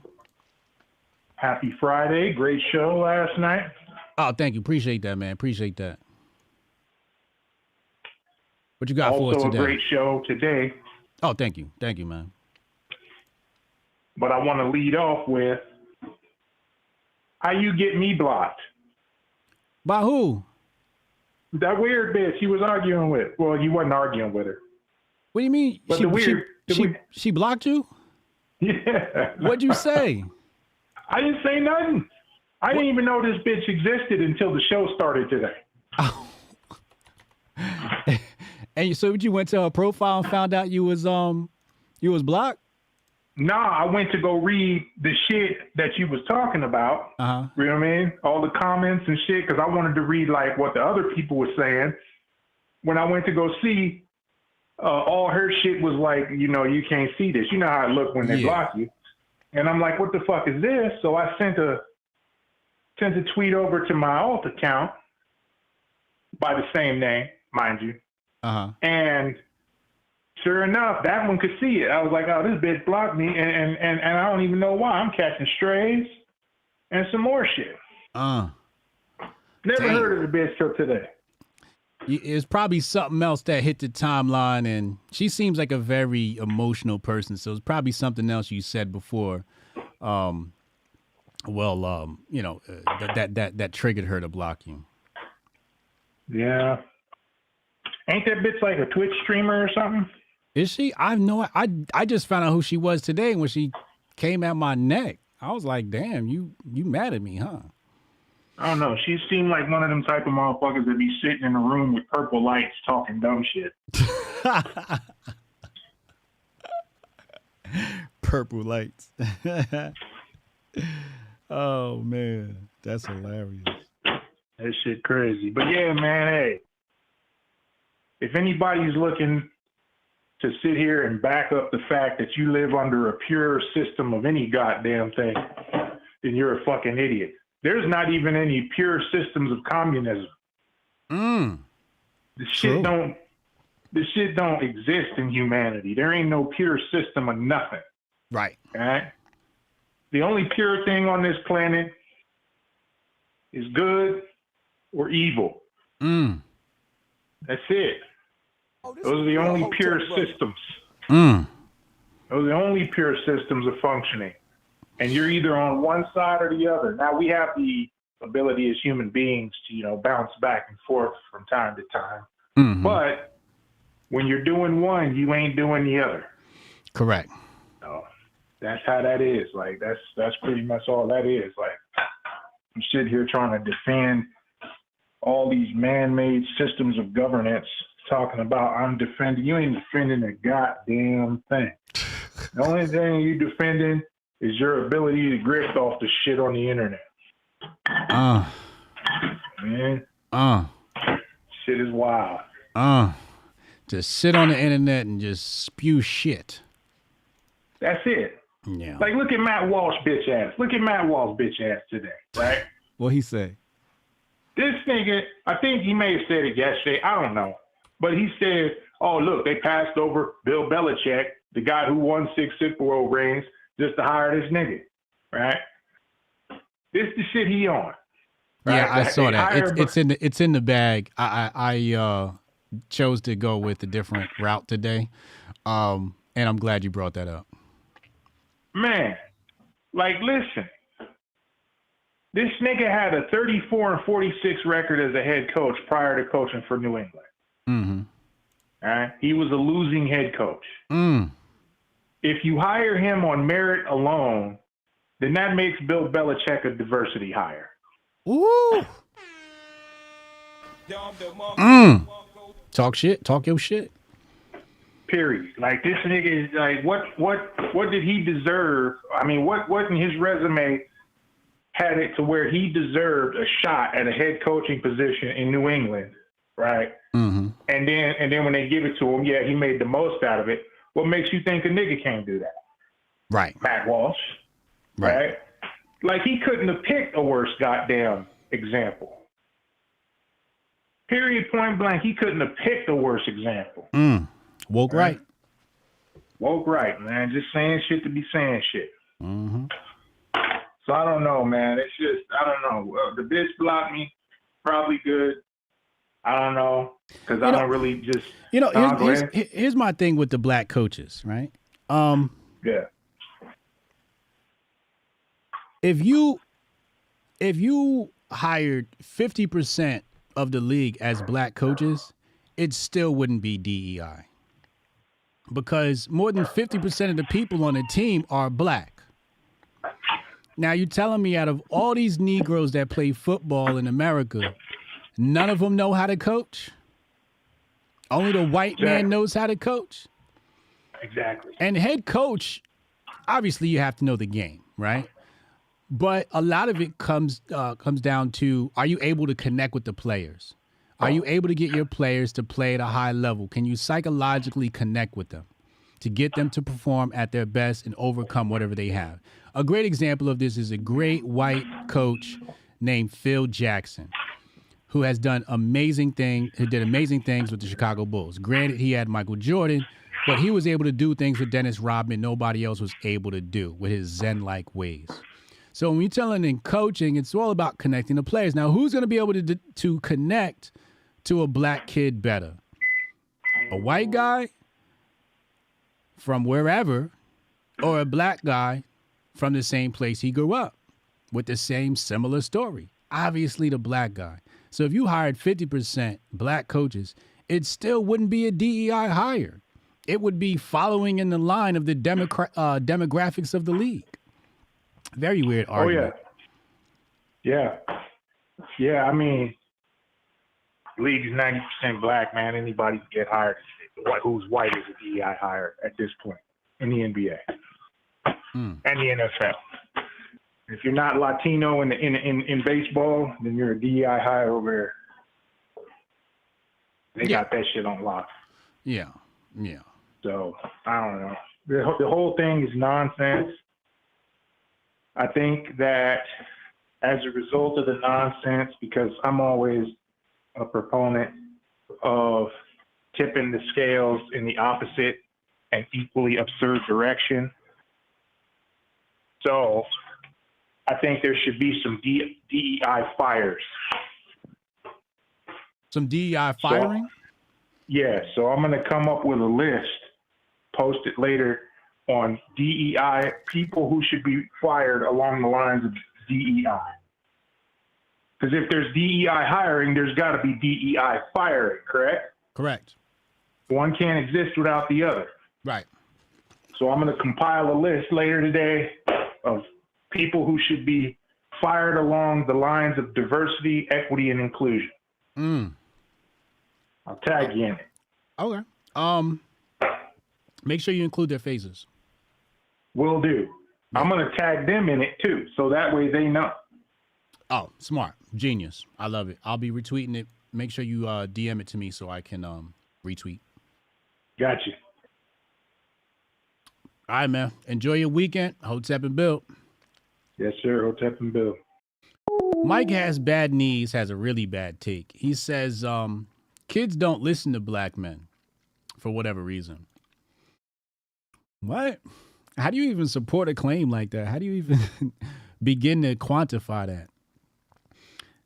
I'll defer to anecdotal evidence. I remember I used to play ball all the time, basketball, and we had a court behind the projects that I lived in. I call them projects. They're really just low income apartment buildings. And we go back there, and I'd play ball. And at the time, I was like maybe 30, and the kids we were playing with were like, these guys were like juniors and seniors in high school. And, you play a couple of games, everybody sit on the bench, we probably smoking weed or something like that, hanging out. And then conversation would start. And I got to tell you, by the second summer, kids was coming up to me, black boys would come up to me. I know Nas, but I had to because I wanted to tell this story. Black boys would come up to me and say, and just ask questions, and really prod my brain, and many of them listened, like really, really listened, and respected me. So the notion that black kids don't listen to black men, I don't know where you got that from. Matter of fact, one of those kids followed me on Instagram today, and he's fucking. He loves my content. He loves what I do. He sees the Trump stuff and he loves it. And he's leading a positive life. So, yeah, that's just wholly not true. Jonah says I'm wrong. So let's get Jonah in here. I love to argue. Let's let Jonah call in. Jonah, call in. I want to hear from Jonah, and I want Jonah to tell me why I'm wrong. And I know Jonah going to kick my ass in this, but let's see what he says. Let's see what he says. HJ has no jumper. I got a jumper. I tested it out the other day. Swish. I still got it. Matter of fact, I didn't play basketball until my freshman year of college. I went to community college, and all the b-ball guys would come down and from like street ballers, really good. They play in the gym. This was at Union County College. And that's where I really fell in love with basketball. Watching those guys play, I'm like, wow, I want to be able to do that. So this one dude could dribble really well. Here's Jonah. I'm going to finish telling the story, then get to Jonah. Jonah, hold on a second. So one of the dudes dribbled really well. So I asked him, how you got better at dribbling? And he told me, go in the garage, turn the lights off. Okay, cool. I did that, got really good at dribbling. I realized I couldn't shoot for shit. So I saw this Italian dude and white boy. I don't know if Italians are white, but whatever. Italian dude. He just had a sick-ass jumper. So I asked him, how do you shoot so well? And he said, well, let me see you shoot. And I shot. He like, oh, okay, your form is wrong. And he told me, lift the ball above my head and shoot from there. He said, you're going to miss a lot of shots early on in your practice, but after a while you get used to it and you'll see that start going in. Sure enough, I had a mean jump shot. Like, I just pull up from anywhere, 20 feet, 10 feet, 15 feet. I was hitting those like it was a free throw. Then there's another guy who dunked really well, and I asked him, how you dunk? And he's like, you got to work on your calf muscles. So I went in the gym, and I buffed up my calf muscles until I could dunk. Then it was, I had dropped out, entered a bunch of different community colleges. This time I was at a new community college, and they had a tryout for the intramural basketball team. Make a long story short, I was a starter on the team with no experience playing organized basketball, because that's how good I got at basketball. But again, I come from a soccer background. If you can play soccer, you can play any sport. So I was always an athlete. So basketball came really easy for me, real easy sport to pick up once you have good footwork. Yeah, Rob, I was shooting from my chest. Jonah, why am I wrong? Well, communism does not start with Marx. So, okay. If you go back, did I say it did? But no. But you said we went from monarchy to. So if we went from monarchy to communism, essentially would be the French Revolution with the Jacobins, right? Okay. Now they're not technically ever called a socialist because the word or term wasn't defined at that time, but that's exactly what they are. Right. Or anti-monarch or whatever. And then the next one you would have is the one true revolution that still stands today is, Charlemagne, Toulouse, whatever the fuck his name is, when, he killed all the white people. And then, the Black Jacobins. And so now the rest of Europe still sits on Haiti today because they're still pissed off about that, right? So that's the one true. But, well, when you're asking about Hegel or Engels, Hegel was not actually with Marx as far as business partner or whatever. That was Engels. Hegel came up with Hegelian dialectic. Now, here's the thing. It was Engels I was thinking of. Who was the one financing them? Engels? Engels, my bad. That's the one. Hegel, you're right. Hegel was the Hegelian dialectic. My bad. Yeah, but Engels also has a dialectic. So does Marx have a dialectic? So does Lenin. Because these communists are puppets of the bankers or whatever, the feudal state, if you want to call it that. Now they're called a communitarianism, and I've sent you that before, but I don't think I would call it on that day. But so basically, they have a dialectic where they give you two false premises. And where they want to end up is somewhere in the middle of those two false premises. And then we're retarded and fight along the guidelines that they give us. And then they set up the rules for the game that they want to play. But again, too, like I say, the first one to get rid of the monarchy as far as Europe was French, right? French Revolution. Where was I wrong at? Well, it wasn't. You forgot. You completely forgot the French Revolution. As far as that, you said. Okay, omitting something and forgetting something is not wrong. I want you to tell me where I was wrong. Wrong? Well, let's be honest. It's again too. It's not necessarily communism, but we got to get it. That's the other thing with anytime we're talking with these schools is they give you 12 different definitions and then they change it when they want. You know what I mean? My pet peeve is when I ask a question and people don't give me an answer. That's my pet peeve. That shit frustrated the shit out of me during the Mo Facts debate. It's really frustrating when I ask a question and people can't give me an answer. You said I was wrong. Where was I wrong? And the French Revolution overthrew who? Who did the French Revolution overthrow? The communists within France, the Robespierre, Maximilian Robespierre, and who was the rest of them? The one who was really nasty, I forget his name. Anyways, what kind of government structure did they have at the time? What's that? What kind of governmental structure did they have at the time? Did they have? They were a monarchy, and that's where we come left, right. Okay, all right. That was the point. That's my point. Is that it goes from monarchy to whatever the fuck we got now. Yeah. Now here's the other thing. So where was I wrong, Jonah? Tell me where I was wrong, so I'm never wrong again. Okay, then we're playing a little bit of semantics on what the definition of wrong was. Like again, too, the French were the first ones was what I was pointing out. So then we could play that together, you know what I mean? But let's get into this more here because again, Where does the right-left paradigm come from? It is the French Revolution. So these communists, if you want to call them that, they're communitarianists, egalitarianists. So they use different names, so we can't actually settle on what the term is, and that's also in the rules for radicals, right? But the term right and left comes from the French Revolution because one was allegedly the right sat at the right-hand side of the king, while the left was the other way. But here's the really stupid fucking thing anyways. If you're talking about it in the chamber, right? Like, so if you're walking into Congress, are you going to say, like, based on the person in front of you, like you're sitting on their right-hand side, or you're sitting, you walk in the door and you turn to your right, you know what I mean? So again, too, they're playing false dialectics all the way through.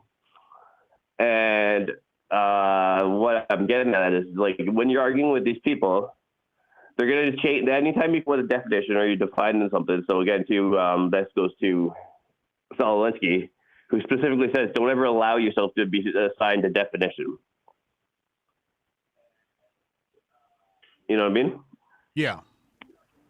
So at the end of the day, you just got to realize is that when you're talking about these people, it's it's pretty much like a useless task, because they decide that their entire battle strategy, I guess is the better way to say it.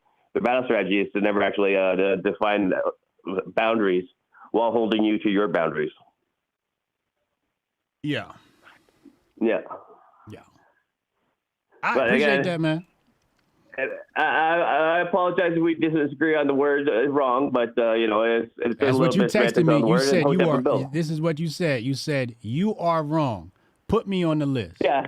I'm never wrong. And I forgot exactly what that quote was, but I also did this here too. So I wanted you to correct me because right?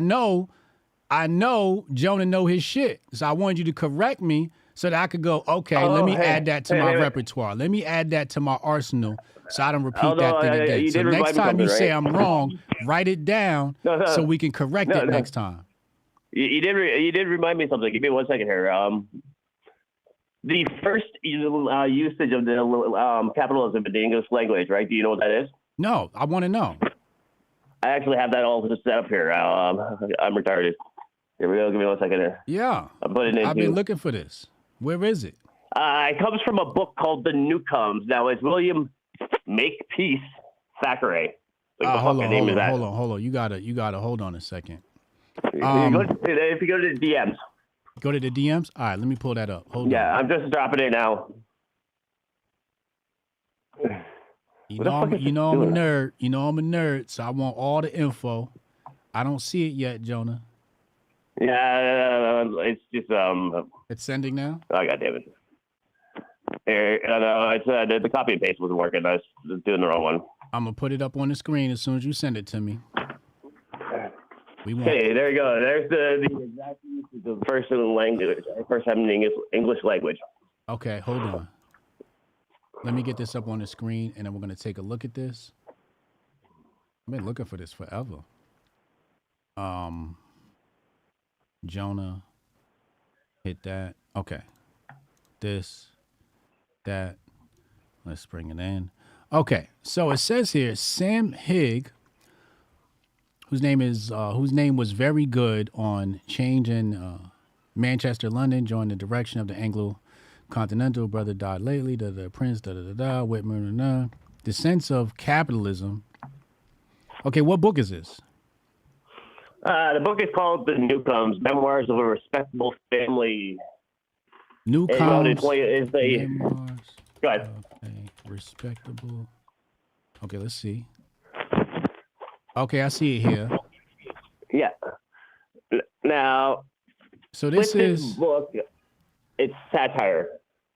The book is satire against like the so right away it's a pejorative, right? So it's a satire against the whatever, I guess we'll call it a capitalist class, but it's the first time they ever used the word in English language. Okay, but what year was this published? 1854. Now here's even funnier. The link says 1899. No, it's published 1854 here. I got that. Give me a second here. All right. And it's also in Britannica here. I got a bunch of it put together.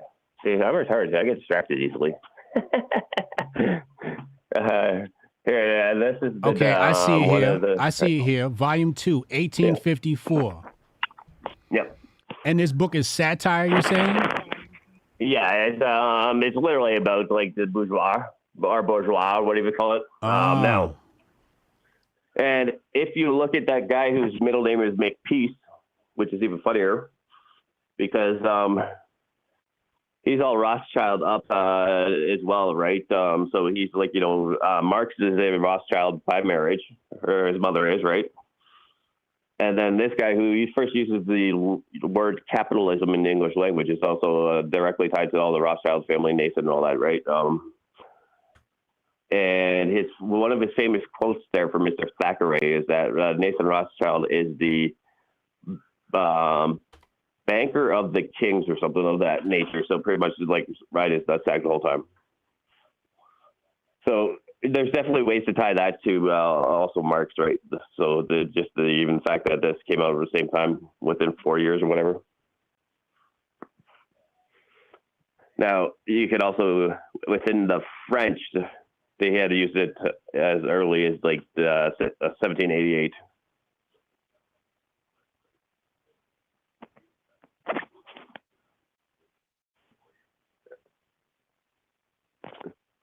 Hold on. I'm trying to get the PDF so I can search the document. You can just actually do the Project Gutenberg, and it's free. It's not a PDF though. It's just a web page or whatever. EPUB.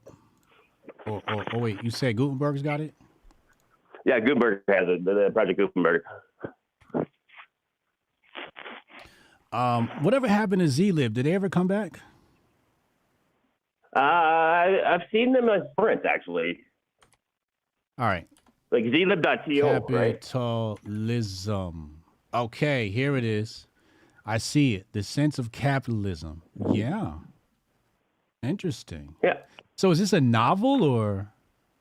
Yeah, it's a novel that was again too like that guy William Makepeace Thackeray is definitely someone who would be in the Nathan Rothschild circle, so to speak, right? So there's definitely ties to put it that way, even the creation of the word. Now, again, they created it as a pejorative, and then you have the dialectics, right? So capitalism, communism, right? So then it's literally just Marx or Marx theory doing the dialectic of Hegel, of Engels, of Lenin, of Marx, it's all the same shit. Mm-hmm. Oh, this is great. I'm adding this to my repertoire. I'm gonna hit him over the head with this one. So the first instance, fact check true, does appear to be this book you mentioned. Yeah, and again, the way I found out about the other guy that Makepeace, I had to do a little bit of digging on him about his publishing house to figure out that he was tied up with the Rothschilds because, it took a little bit extra that way because it's not like his publishing house isn't like in the standard London you would think back in like 1850 or you know what I mean, but it's somewhere else. And I was like, this is odd. What's going on here? And it took a little bit of digging, but I found that. All right, man. Appreciate you, bro.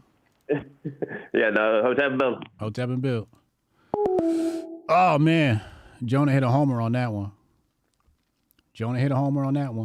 Again, what was my statement? I said, from my research, I haven't been able to find an earlier instance, and Jonah found it. Shout out to Jonah. Retro Neon, he said, do you think all sports are rigged, or is it only a certain percentage of it that is rigged? I think all sports, but you only need to compromise one person to rig a game, whether it be a quarterback, a coach.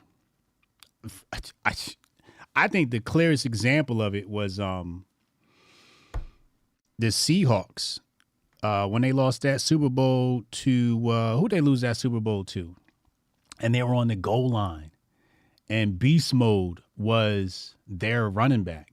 And pretty much all of us basically resigned the game. We all said, oh, well, this is game over. They're going to give it to beast mode and run the ball. And I guess the coach said, well, if everybody's thinking it, was it the Pats? Yeah, it was the Pats. There you go. And I guess the coach had, was like, well, if they think we're going to run it, maybe we can trick them with this. I'm like, you ain't got to trick them. Just run the damn football. It's beast mode.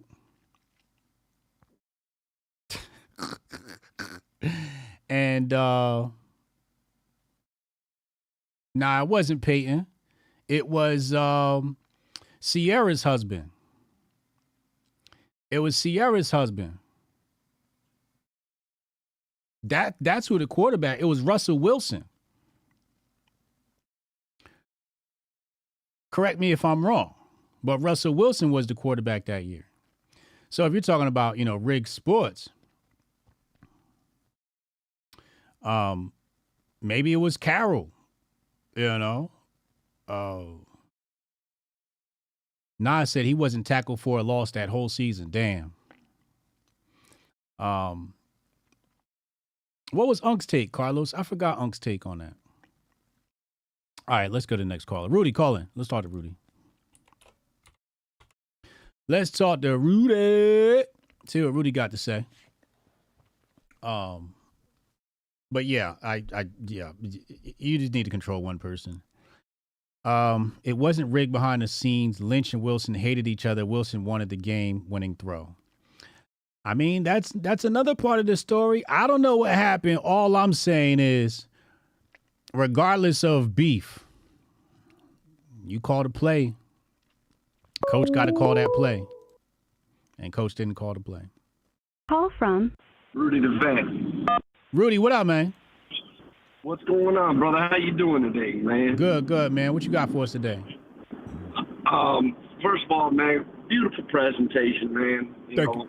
Touched on a lot of shit you touched on before, but it's always good to get a refresher course.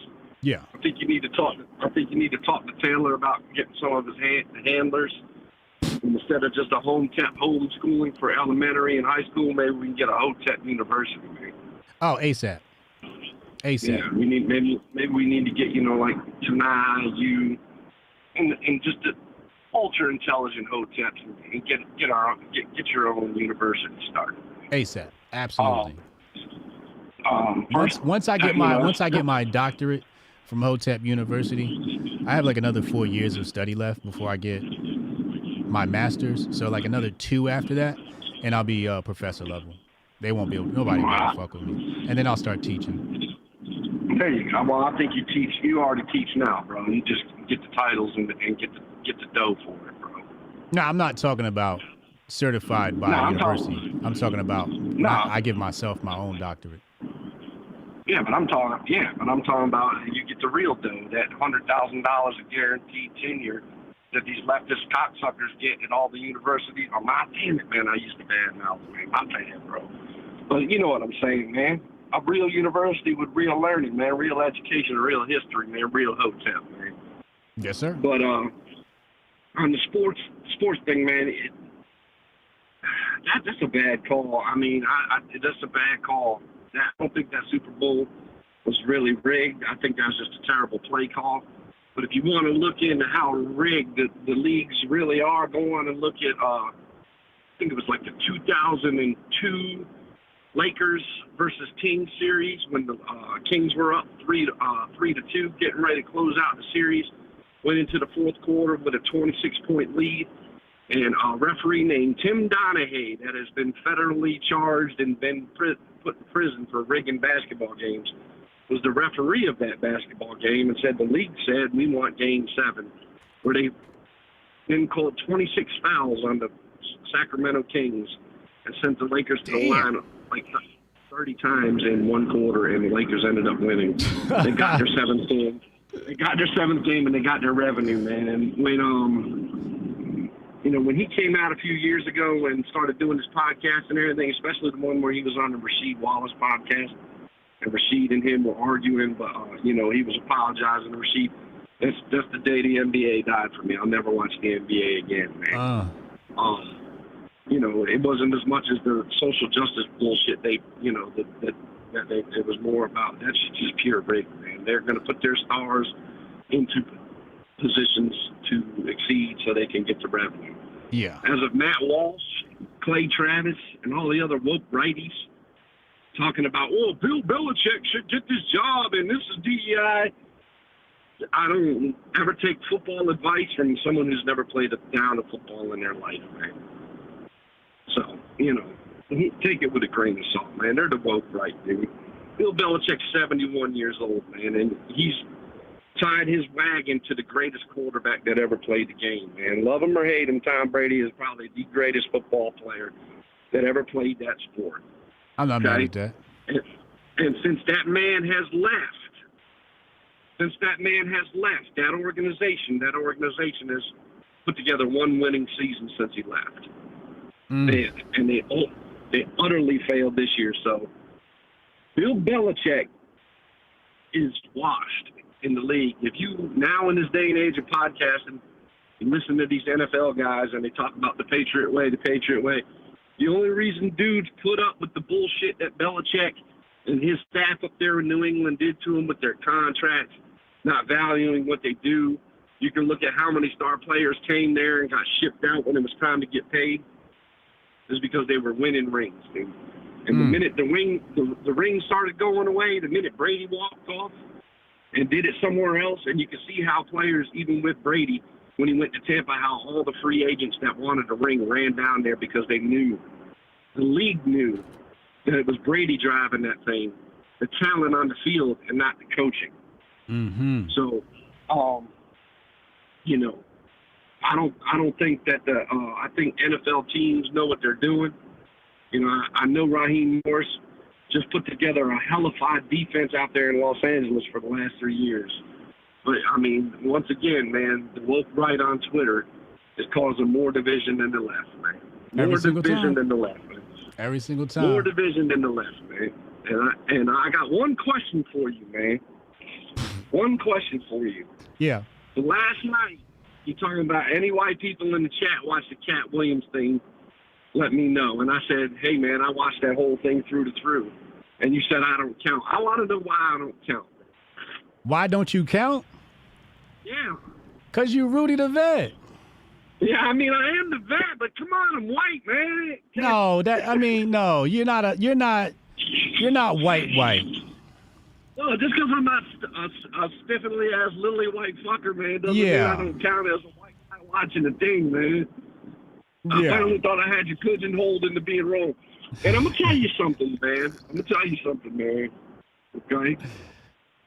I'm seriously questioning Unk's admittance in the Hotepistan, even though he's one of the founders and he's with the music he listens to, the food he eats, man. I think we might have to put Unk on the outside with me and Goldstein. Why?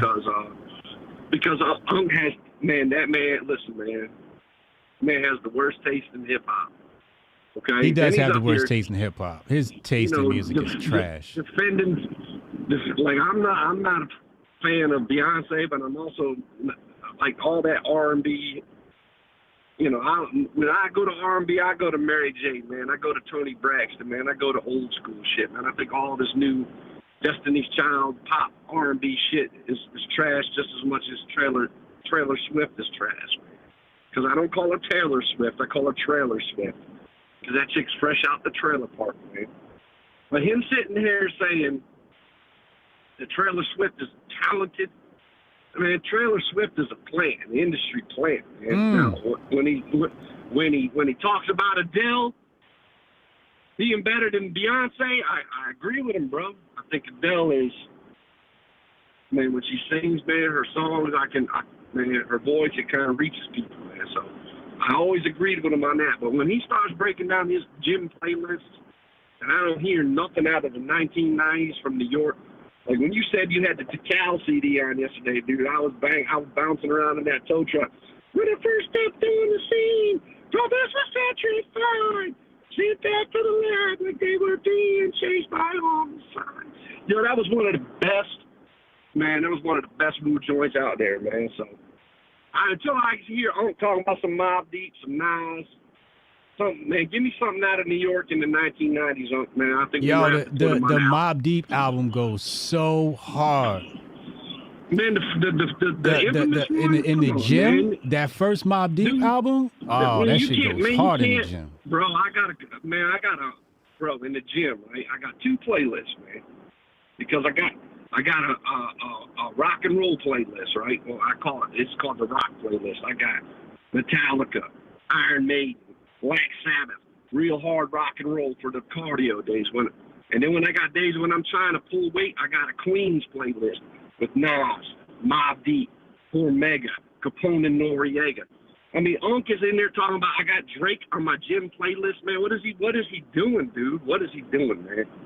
What does he do? He might as well be doing hot yoga with Drake on his playlist. So I'm just saying he might be exiled to the outside of Hotepistan with me and Goldstein so we can keep him in line, man. I don't know if y'all can be able to put him inside the walls, dude. You might have to stay on the outside. We're gonna have to fix his playlist before we let him in the Hotepistan.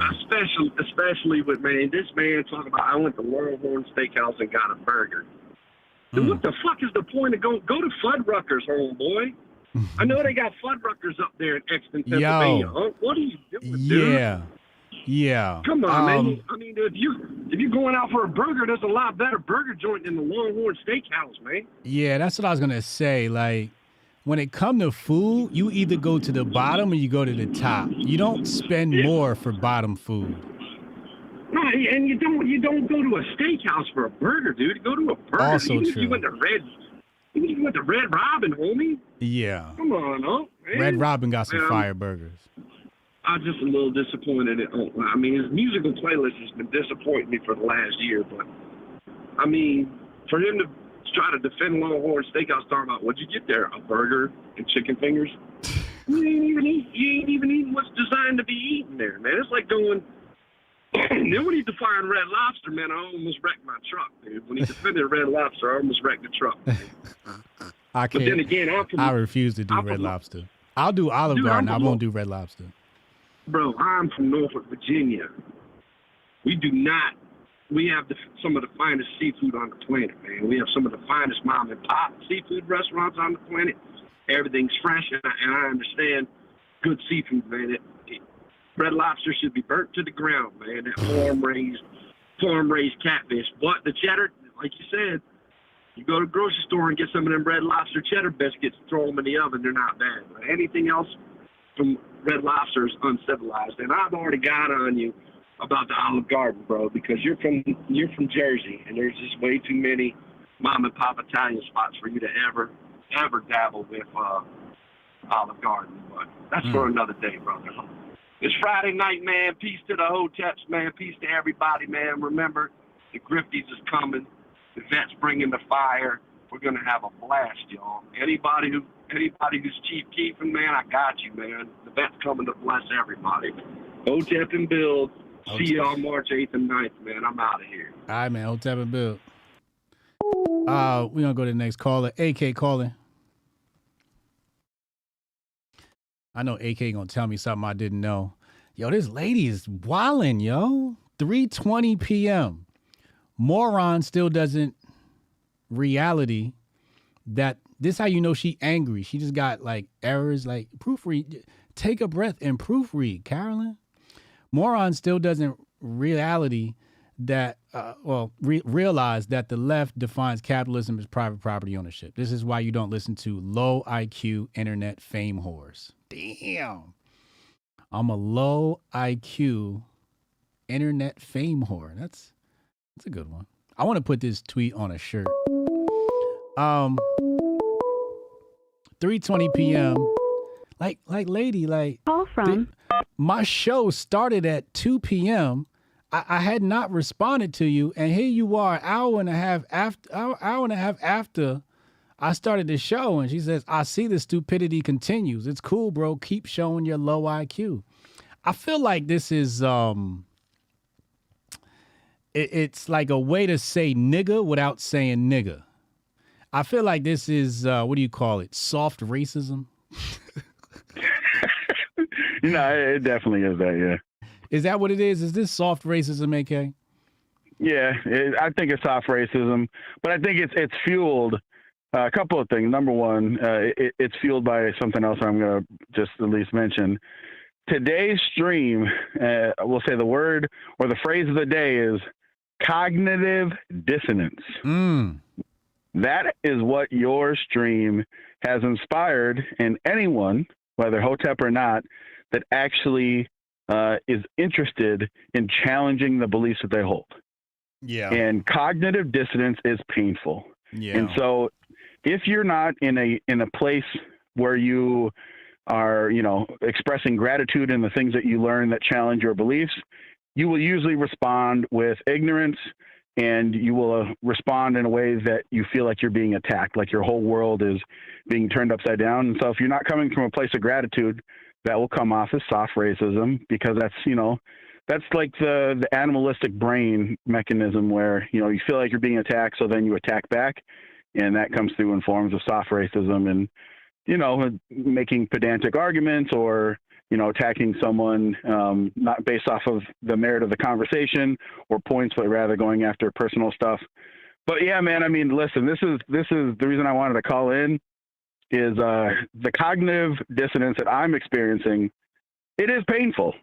And the reason I say that is because I'm a person that has truly, like, in a sense, built a lot of my political perception around the idea that capitalism is amazing and that the real fight in America is that, the left wants to destroy capitalism. But the way that you laid it out, I actually have to accept that that's the wrong point of view. Instead, what I've come to understand is that in this country, our two political systems are not fighting, capitalism versus socialism. It's, do we want more capitalism or less capitalism? No one is fighting for capitalism. And I think that's the realization that I had today. There is not a single major political candidate that I can think of that's ever fought for actual capitalism. It's either, do we want less socialism or more socialism? This a real Hotep brother. Facts. And that's fucking painful, man. Especially when I came to a lot of the stuff that I came to politically through knowledge, through learning about stuff. But the way that you laid it out, it challenges that entire paradigm. When you just what say, did you think before? Simple definition. I thought that it was a fight, that there were people on the right, mostly Republicans, and libertarians. They're in that too. That we're just fighting to preserve the system of capitalism that we have. Instead, it truly is. We just want to preserve the system we have, which is just a lesser amount of socialism. No one's really advocating for actual capitalism. If again, you break down the terms and what they actually mean. Yeah. And that's, like I said, man, that's painful. And so, like, a prime example. So this doctor. It's a hard pill to swallow for many too. It is, man. It is. But again, if you come from a place of gratitude, it's a little bit easier to, like, just say, like, okay, all right, this is just the way that things are, and you got to accept it and move on, because that's what Hoteps do, man. You don't sit and dwell, right? You want to push through, and, like, there's a bunch of stuff that I want to start reading now to push through that you already mentioned in today's stream. But I just want to say this too. So this Dr. Carolyn Boroshenko, I know you said you really never heard of her. I have. Because I've been lurking in political spaces for like the last couple of years, and I knew you would know who she was. Oh yeah. I mean, there's like a whole group of people that, like, she's got like masterful trolls that have tens of thousands of followers that just go and troll people. They have like different variations of her name, and she is very emotional. But here's the funny thing: she's literally a psychologist, right? She has her PhD in psychology. So understand that, like, she has been making money, being hired mostly by companies to mitigate a conflict within a work environment. Okay. So if you have that understanding, you're like, oh, okay, like, she's this emotional person, and that's why the way that she comes after, she doesn't go after the root issues that you're talking about. She tries to make people feel bad, because she knows that feelings are very powerful. And then if she feels like she causes them to have an emotional outburst, that she wins. But what she doesn't realize is that everything she's doing is from an emotional standpoint, right? Yeah. I mean, it's a woman, right? So Heather said, I know who she is. I unfollowed her ass. What up, Heather? Nas said we should stop using the word racism and use the word prejudice. And I agree, but, me being the pedantic asshole I am, I always come back to, isn't everyone prejudiced? right? Like I prejudge people all the time. Like prejudice is sort of a survival mechanism. So I feel like prejudice doesn't really hit on it. It could be racial prejudice. I think you have to add racial, right? I think you can say racial prejudice would probably, you need that modifier. I think that would be better. Instead of saying racist or prejudice, I would say racially prejudiced. Yeah. Yeah, I'd say that's more specific. Like the thing that I've said to people before about prejudice is, again, you can go outside of wherever you grew up, right? Like I grew up in Devils Lake, North Dakota. If I go to Grand Forks, there's going to be people in that town. They're like, "Where are you from?" And then they're going to talk shit about you, right? Like the rivalry stuff that people have. Yeah. That is a form of prejudice. If someone just hears, "Oh, you're from this town," and there's like a rivalry, they're going to be like, "Oh, I already am going to treat you a different way." And so that's just human nature, man. Like we figure out who our in-group is, and then the out-group we're going to have prejudice against. And then we also have prejudice like, listen, like I don't like real big girls. Like if you got a little bit extra, that's fine. But I'm talking like, you know, if you weigh more than me, that dog ain't hunting, man. It's done deal, bro. It's never going to happen. That's prejudice. Yeah. You know, there might be very nice people, but yeah, here's the last thing that I wanted to say.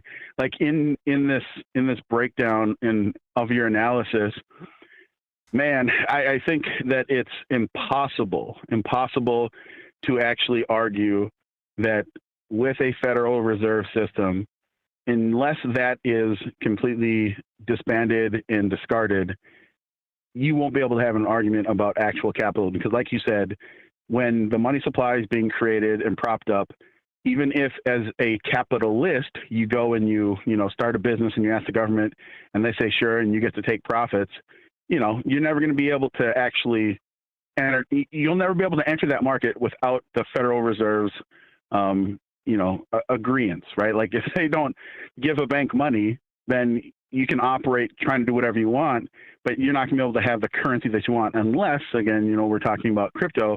And if you operated in a system where all of your transactions were used with crypto and there was never any fiat currency injected into that system, then sure you could. But yeah, I just think that's a very powerful thing that you pointed out, is that the Federal Reserve, man, it all really lies in that.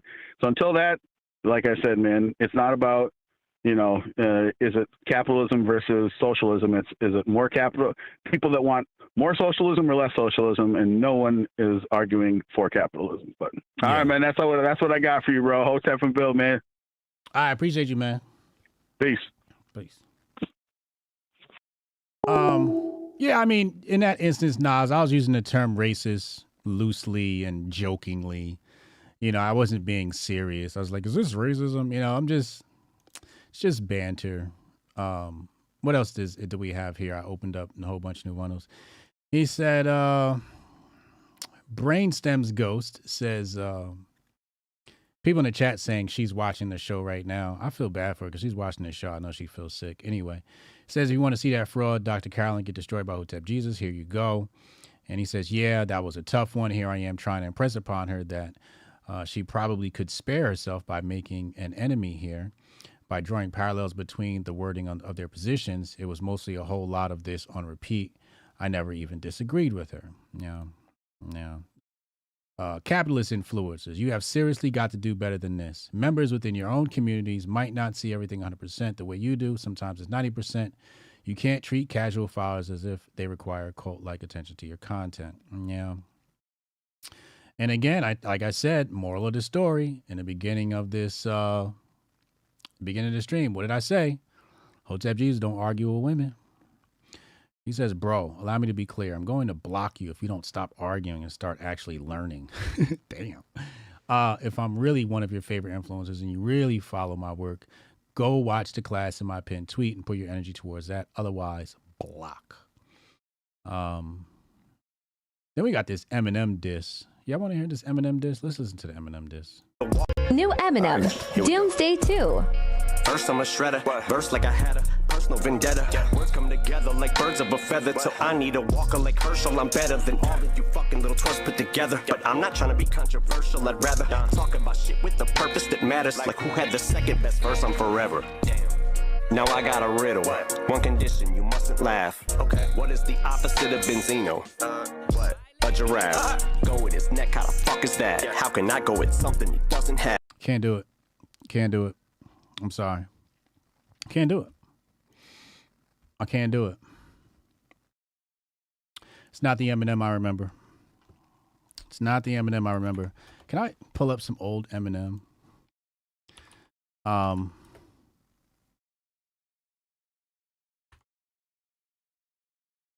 me see if I can find one of the old Eminem joints. Is this one of them? I gotta do the kick of. Hold on. This is the Eminem that I know. And let me see.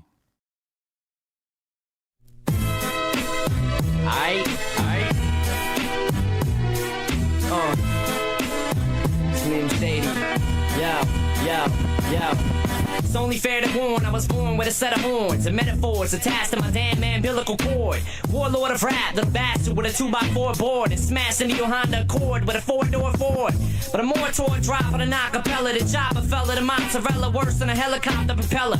Got you locked in a cellar with your skeleton showing, developing anorexia. When I'm standing next to you, eating a full-course meal, watching you starve to death with an IV in your vein, feeding you liquid Darvocet, pumping you full of drugs. Pull the plugs in the gunshot victims full of bullet slugs. So we're picked up in an ambulance and driven to receiving with the gas ripped out of their pants and given a less than 20% chance of living.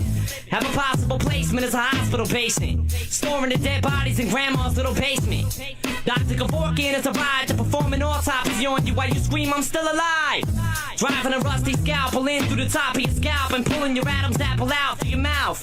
Better call the fire department. I've hired an arson and set fire to carpet and burn up your entire apartment. I'm a liar to... Yo. Back to me. Hold up. Back to me. I can keep that beat. You wanna keep that beat? Yo. Weed laser, 97 burgundy blazer, wanted for burglary. No, not that Come one. in spitting with non-written, non-fiction. Rappers try to step to this with no prediction. No. Poor Eminem's gotta rap all day. Oh, poor me. You know, Where's my words at? I wish I had my old computer back when we had. I kick that hype flow. This is one of them.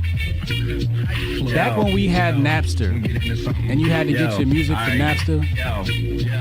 Hand me an 8, beat me off and land me in space. I'm gonna sit on top of the world and spit on Brandy and Mace. Yeah, it was some really good Eminem in the early days. I can't listen to this shell of him now. We got a couple more callers here. Let's talk to Steph. See what he got to say. Yeah, that Eminem. I can't do it. No, not blonde Eminem. Dark hair Eminem before the new dark hair Eminem. Because Eminem blonde was already, I mean, he had some fire shit too. I ain't gonna hold you. The first 2 albums were just amazing. He said, this is why Nas is the God MC. 30 years and still sound fresh. Yeah, Nas is not Mr. Beat, man.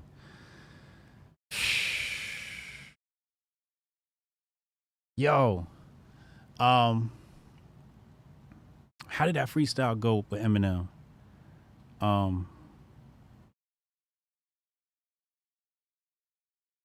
He said, I beat him over the head with a peg.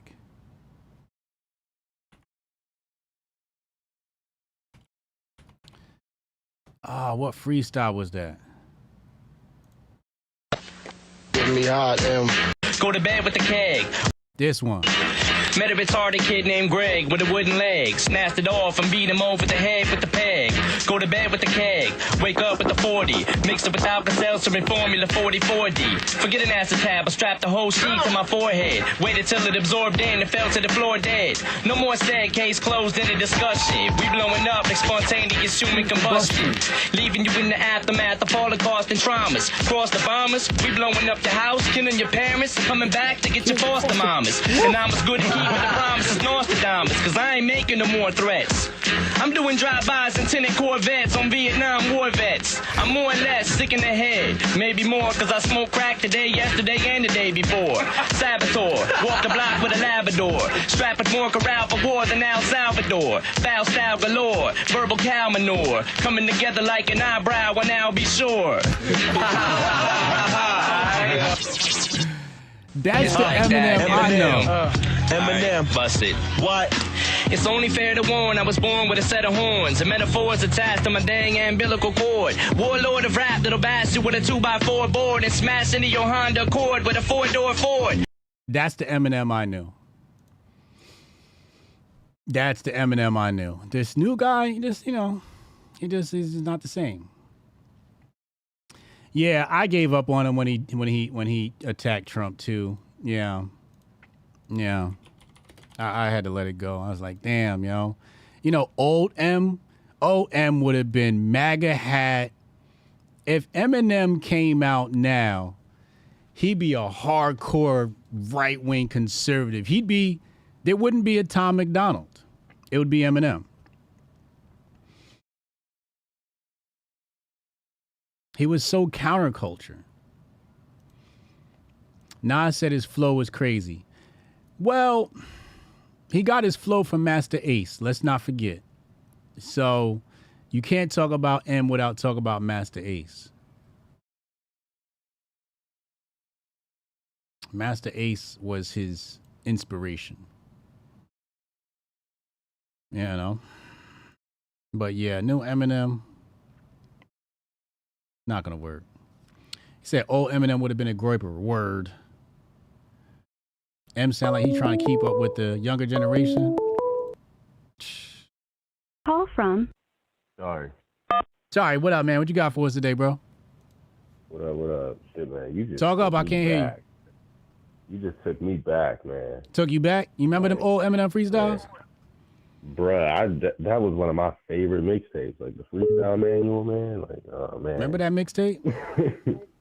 Bruh, when you started playing that shit, I used to know half of them like word for word. Word for word.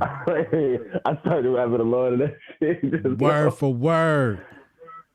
Bruh, nah, that shit. I still play that shit every now and then. You're right. It's hard to listen to the new shit because it's like once you heard that, it's like you can't go back. You can't go back.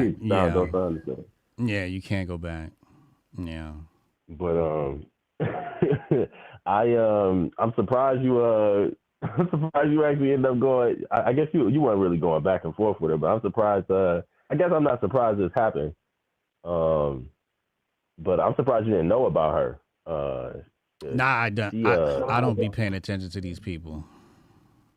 Yeah, she wanted them particularly crazy ones. I think, if I'm not mistaken, like they were.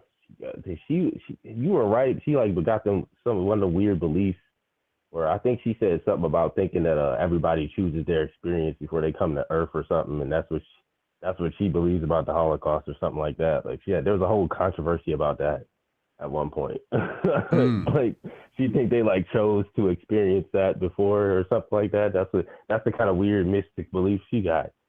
So yeah. That's the type of person you dealing with there. That capitalism shit you were talking about though. That's pretty much how I've been looking at it for a long time. 'Cause similar to the way you say like you don't really like to talk about anything if you don't know anything about it, or like you know, that kind of get that imposter syndrome. You want to go like research something before you really want to talk about it. So I did that with when I did that with communism, I ended up doing it with capitalism too, because like you said, then really it's basically a communist creation, like the term itself, because I couldn't really find it used anywhere except until Jonah pulled that thing up. I didn't really see anywhere that was brought up before Marx. So I was like, well, this is typical, right? Like, the enemy creates the framing. Creates the battlefield. Exactly, right. Like, and I mean, that's what happened but Jonah's right in the sense because that's what happened when they created the left in general. So it kind of happened before we even got there, because once they created, essentially the left, like there was no right? There was only what there was before. There was only the monarchy, right? The patriarchy, so to speak. Mm-hmm. I've been following some of these Christian nationalists. We were talking before. You were talking before about that one back and forth about the what was it, the cake girl or whatever, and everything. The one lady that started that whole controversy, the Rachel Wilson lady. Mm-hmm. I watched a little debate of hers earlier this week, and I forgot that she wrote a book. I meant to tell you that she wrote a book called like Occult Feminism, where she kind of just like broke down feminism like all the way. So she's like an Orthodox Christian, so she's like that, one of those types of conservatives. So I was watching her debate earlier this week, and this topic today actually made me think about it. Like, I kind of want to see them go back and forth now, because you know how you say you don't argue with women. I agree, but when I'm watching them argue, some of them can do it really well, and she is very good. And I think that some of these things they actually have hashed out, just even not just her, but in the Orthodox kind of more Christian nationalist conservative community, they understand these things. They have no problem telling you that, essentially rights are a social construct. That like a lot of people are, like a lot of their arguments against like libertarian types, they'll let them know, like, this idea of rights, just like you have no justification for that, really. Because as far as they're concerned, a lot of this stuff comes from God. And so you don't really have any justification for a lot of it without that. So this actually got me thinking a lot more about that, because it's kind of the similar thing with capitalism, I think, because it ties into a lot of how the libertarians, view the political system. Because at the end of the day, it's more of an economic philosophy than it is like a political philosophy. What is? Libertarianism, or at least the way that most people it's deal mostly with it, economic, like, And in fact, the reason a lot of people think that all libertarians, morality-wise, are like objectivist Ayn Rand type people, is because most of them draw their moral philosophy from that, because libertarianism doesn't really offer you that. Right? Correct. They use her like kind of, they use the NAP, like her kind of, that's objectivist moral principles to kind of undergird that economic political philosophy that they use. And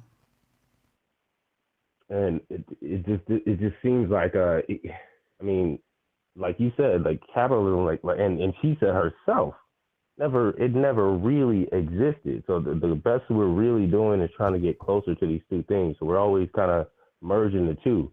There was somebody who had posited the idea of libertarian monarchy, and somebody laughed at the idea, but I actually thought, I was like, when I actually thought about it for a while, I'm a big fan of that. Right, exactly, right. It's a phenomenal idea. Yeah, right. Especially when you think about how important the family is in the idea of, libertarianism, conservatism in general. Where does the monarchy come from? So I'm always explaining to people, like, where does the monarchy come from at all? Like, the monarchy is a family. And then when people talk about the patriarchy, that's all that is ruled by the father. So you have a monarchy, it's either whether it's a patriarchy or a matriarchy, it's always going to be a patriarchy, because the system itself is patriarchal, right? Even if there's a woman in charge, a lot of the time you got that patriarchal system. I think at the end of the day, that's basically what you're dealing with here. Because when we're dealing with like a patriarchal system, like typically the monarchies, I mean, when you're dealing with them, there's usually a male leader or some kind of I guess masculine leader, you could say. And I feel like it's kind of like, I feel like when you get to the root of this all, it's kind of like a human problem. It's like the rebellion against the... Hold on.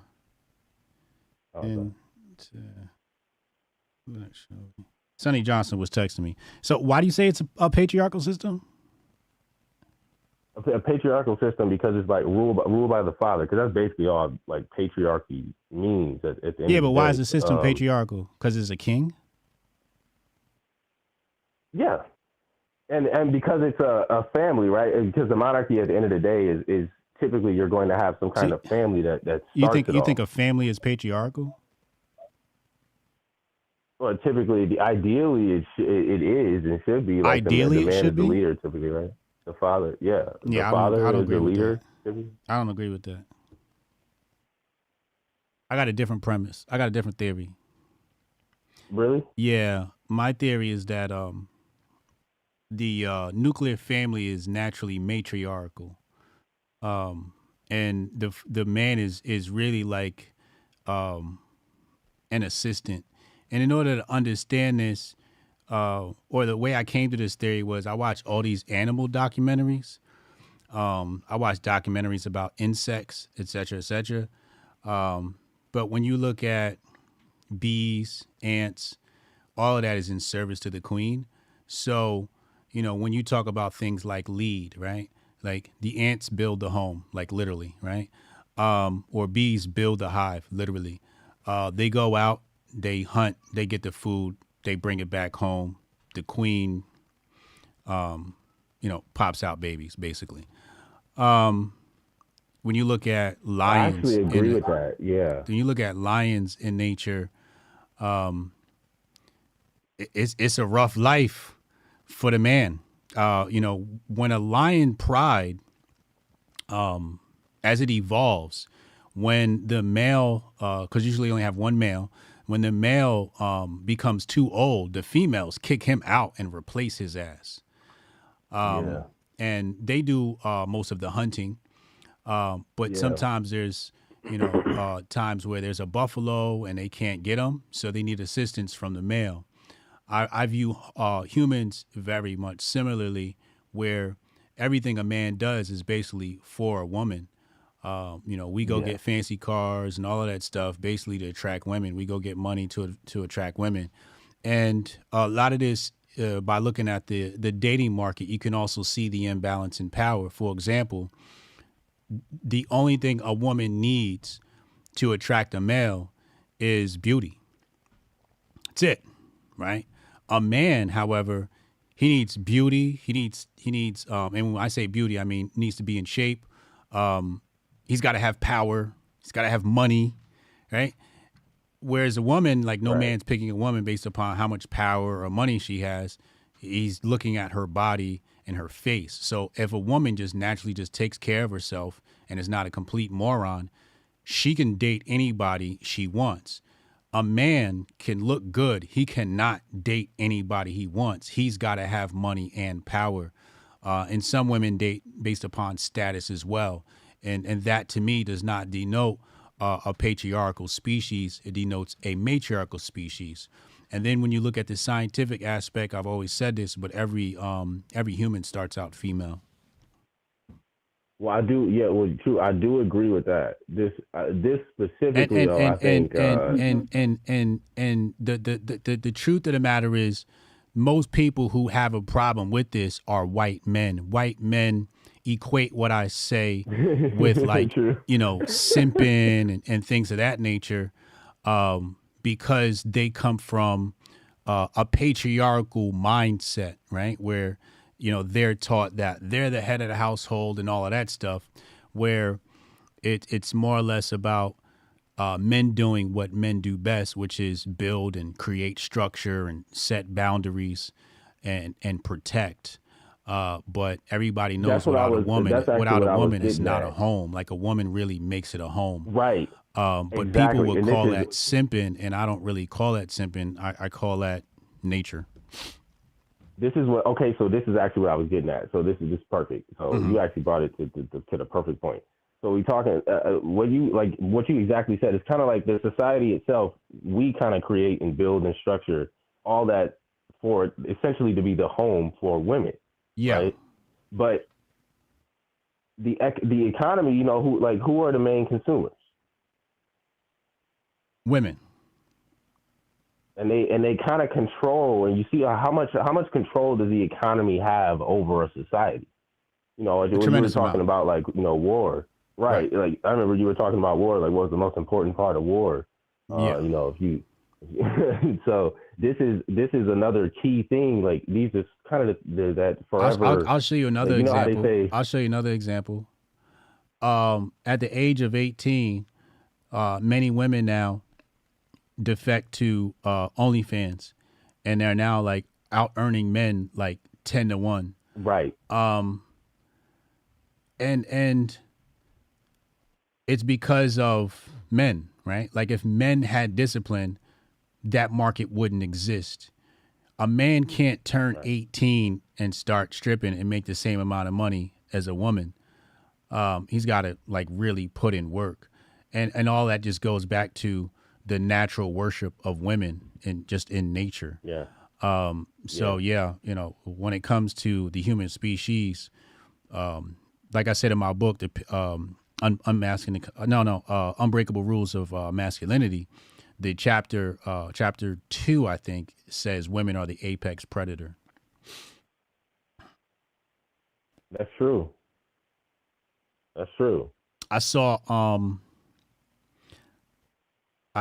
a like even women deal with heartbreak better than men do. Like women did, for example, your woman cheat on you, your whole life is just like ruined, right?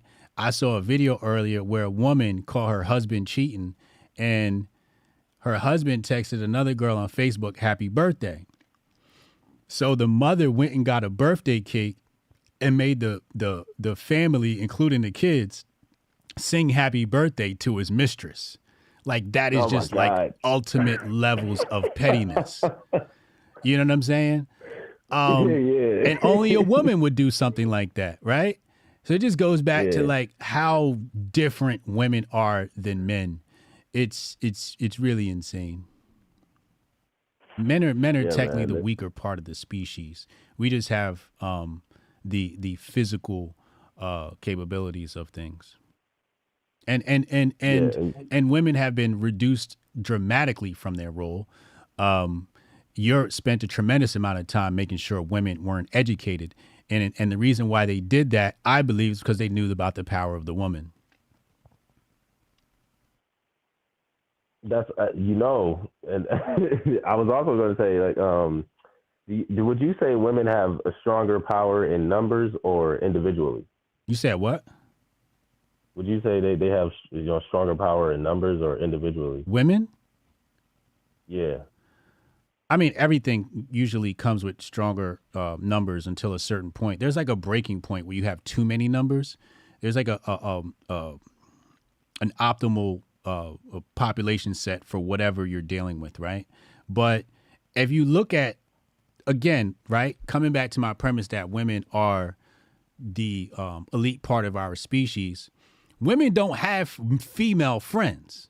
But dudes, like this is like a common joke where dudes, you'll be hanging out with a dude and you won't even know his name, and y'all are like acting like best friends.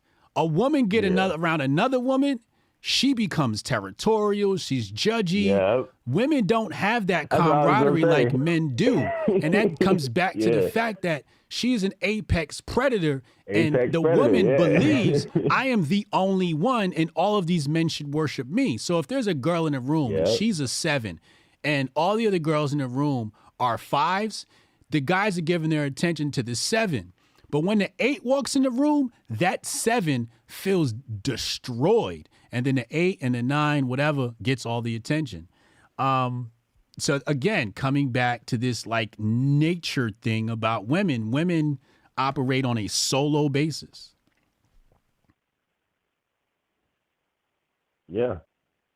Yeah. I was gonna say, that's why I don't believe the whole patriarchy thing. I think the patriarchy thing is exactly. It's all cope. Well, that's the thing, yeah. When people push patriarchy, it's all cope. Well, for me, I believe it's more of like obviously it's not like necessarily like a Christian thing or anything, but I do believe, that we're both meant to lead the family together, obviously. But at the end of the day, when it comes to let's break that down. And let's break that down. Itself, let's break that down. Right. When you're talking about spirituality, you're talking about the element of water. When a child is born into this world, they sit in Somniac fluid, I believe it's called, and water like. So women carry this tremendous water portal of sorts. Okay. Now, what I believe this designates is women are the spiritual power of the household, the spiritual power. Men are the earthly or physical power of the household. And the thing is, everybody can't see the spiritual. So they assume that it's all patriarchy because that's what they see dominate their world is the physical. But women have, the spiritual aspect of the home. There's a great statue in Senegal that really symbolizes this. I'll show it to you right now. Senegal statue. And yeah, here it is. Let's pull this up on the screen. And this really symbolizes. No, it's not a good angle. I want a better angle. This is a better angle. Yeah, no, this one. Here we go. So copy image address. Let's drop it here like this. And the symbology here is beautiful here, right? So if you look at the woman, well, first look at the child, right? The child is looking out into the sea, right? And he's pointing at something. And the man is looking at what the child is looking at. But if you look at the woman's face, she's looking up. They're looking out. She's looking up. And this is the symbology of women are the spiritual. So when we talk about hierarchy, it goes spirit then matter. So that's why she's higher up on the hierarchy than man. This is why men have less of an affinity to topics of mysticism, astrology, numerology. You see mostly women gravitate towards a lot of these things. Many of them are grifters and whatever. And then you had like the witch trials, et cetera. But women are the ones that are more closely connected to cosmic consciousness, the cosmic God, et cetera, and man is supposed to dominate the earthly realm and build and sort of terraform the earth to woman's likeness when it makes sense.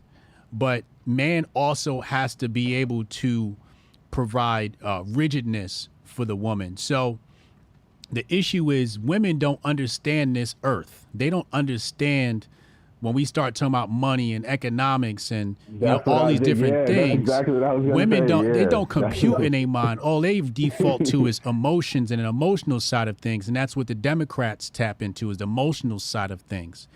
And that's why we have these type of conversations, philosophical conversations that many women aren't interested in. Not all, but many women aren't interested in. But men are supposed to tell a woman, no, here's how things work on the earthly realm. The issue is what you have simps and cucks who allow the woman to dictate what's supposed to happen in the earthly realm and not tell her, yo, stay in your lane. You talk to God, I'm going to talk to man. Once those roles get flipped, where the man's praying to God, as he should, but when that becomes his primary role and the woman is handling the manly duties, you have disorder or disharmony. So it's the man that has to master money, economics, war, et cetera, politics. And this is why repeal the 19th makes so much sense to me. Not to take away women's rights. It was basically saying this ain't her lane. This, my philosophy is that if a woman has to head to the ballot box, man has failed her. That's not her duty. She's supposed to be back at home taking care of the family and bringing about a good, warm spiritual essence in the home and in throughout society and carrying on religious endeavors, et cetera. And if the woman has to come out and do the ballot box, we are in a place of disorder. That's the problem I have with work too, because when you pull the woman away from the home, you kind of remove the spiritual roots. I can't hear you. You said what? That's kind of the problem I have with the work too. Like when you pulling them out of the household, just putting them in the workforce, and you pulling children away from their spiritual roots. Yeah, you pulling away from her spiritual roots. Correct. 2020 said Easter, Eastar, or Ishtar is a fertility holiday regarding nature. I don't know Most of them are fertility holidays, ironically enough. Like yeah, that, they that are. is Yeah, one of the most of them are. Yeah, that's the other thing that people they a lot of these symbols that they have and a lot of stuff they don't realize. It's almost always rebirth, resurrection. Yeah. Same symbology for a lot of them. Yeah. Yeah. Yeah, man. That's exactly what I wanted to say. Like it's that constant battle, but at the end of the day, like these are two different realms. Like kind of getting back to that main point. It's like the spiritual realm and the earthly realm. Yeah. The political and the economic. There's two different things you're dealing with there. Correct. Not everybody is looking at it the same way, and sometimes the more emotional people are, typically they're looking at the political, talking points and all that. They're not actually looking at the facts of the matter and the actual economics and everything. And it's kind of like that same dynamic you just explained. Yeah, another thing is, you gotta know how to balance that out. Other cultures that get this, when they start practicing Santeria, right? And you'll see this in many of the Hispanic cultures, Santeria, this magic. And a lot of times you'll see it in the movies. There's always a woman that's, for example, what was that drug? Oh, the one about Bumpy Johnson. Harlem something. I think they discontinued that show, but the drug dealer doesn't make any decisions without, talking to the,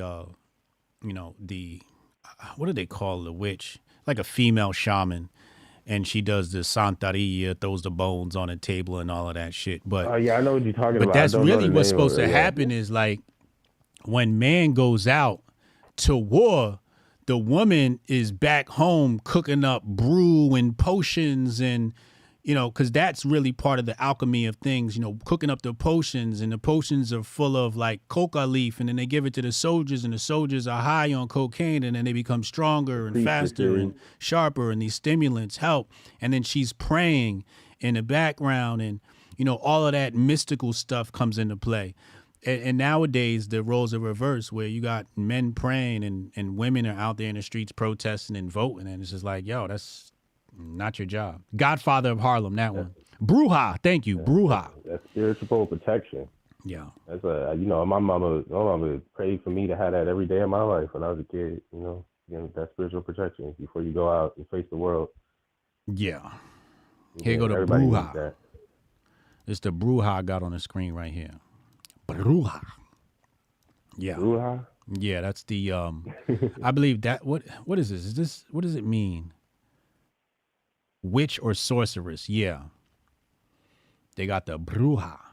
And that's the piece that's missing from today, right? Where because there's no Bruja or witch to bless and bring about spiritual guidance, man goes into battle unshielded by God. Well, they try to anything that's not particularly what's in their particular realm. They usually don't condone it. They say it's demonic or something. Who the witch that the Illuminati used? What's her name?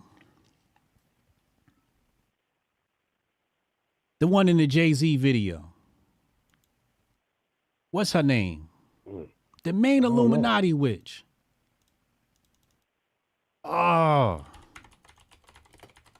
Illuminati witch? Yeah, you know the lady's name, man. The one that be at all the weird parties drinking baby blood with Lady Gaga and all of that.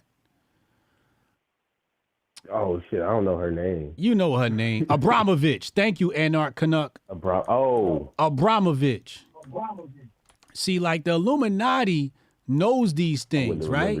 So when they start casting spells Like the men are out here doing the work, right? So in Illuminati, you got George Soros, he's financing things. And then, you know, the other Illuminati guy is coming up with philosophical ways to usurp people's mind. Then they got Abramovich, who's doing sorcery spells and drinking blood, and that's their witch. So they understand this concept of male and female roles. Meanwhile, they try to obfuscate those roles for us. And then they try to demonize this shit. Like these rituals and shit they do, they'll say, oh, look how bad this stuff is. And I mean, I'm not into the whole drinking blood thing, even though that's what Catholics do. But there's a placebo effect that comes along with these rituals. And yeah, what happens is when it gets down to the reactionary right, and if they were to see, for example, let's say you had a Hotepistan and they saw a witch come into our circle and, you know, she's brewing something and she's throwing things into the pot and there's candles all around, they'll go, oh, look at those Hoteps worshiping Satan. And it's like, nah, that's not exactly what's happening here. There's a spiritual and placebo effect happening on this realm in Hotepistan. And then people get removed from these rituals. But you always see those rituals in the Catholic Church because they understand the power of rituals. They understand the power of mantras. That's why they sing the way they do. That's why there's a resonance that reverberates around the Catholic Church, which carries a certain way. You know, their tones, et cetera, when you deal with the ohms and the ahs and all of that stuff. Yeah. You know, yeah. so we don't have no witches working on our behalf. They got a witch working on their behalf while they go and do the physical work. And that's why they're so powerful. They doing the Babylonian money magic. Yeah, absolutely. That's probably what the spirit cooker. Yeah, she's spirit cooking. Word. They drink in remembrance of the Most High. Yes, I was raised Catholic. I'm very familiar with this, Justine. They say they drink in remembrance of the Most High, but when I went up to the altar right before they handed me the wine, they would say, "We're drinking the blood of Christ." This is what they said. Now, we wasn't really drinking the blood of Christ, but they said we was drinking the blood of Christ. Now, you can call it remembrance or whatever you want, but I just heard the motherfucker say, "I'm drinking the blood of Christ." The bread was the body, and the bread is the body, and the wine is the blood. Wine is the blood. That's what he said. So it's symbology of drinking blood. So the Illuminati drinking blood, it's not too far off from what the fuck the Illuminati be doing. Resurrection. Yeah. But who is this? Says the only reason women get to vote in America is because the blacks were about to get the right. Seneca Falls, wholesome white woman.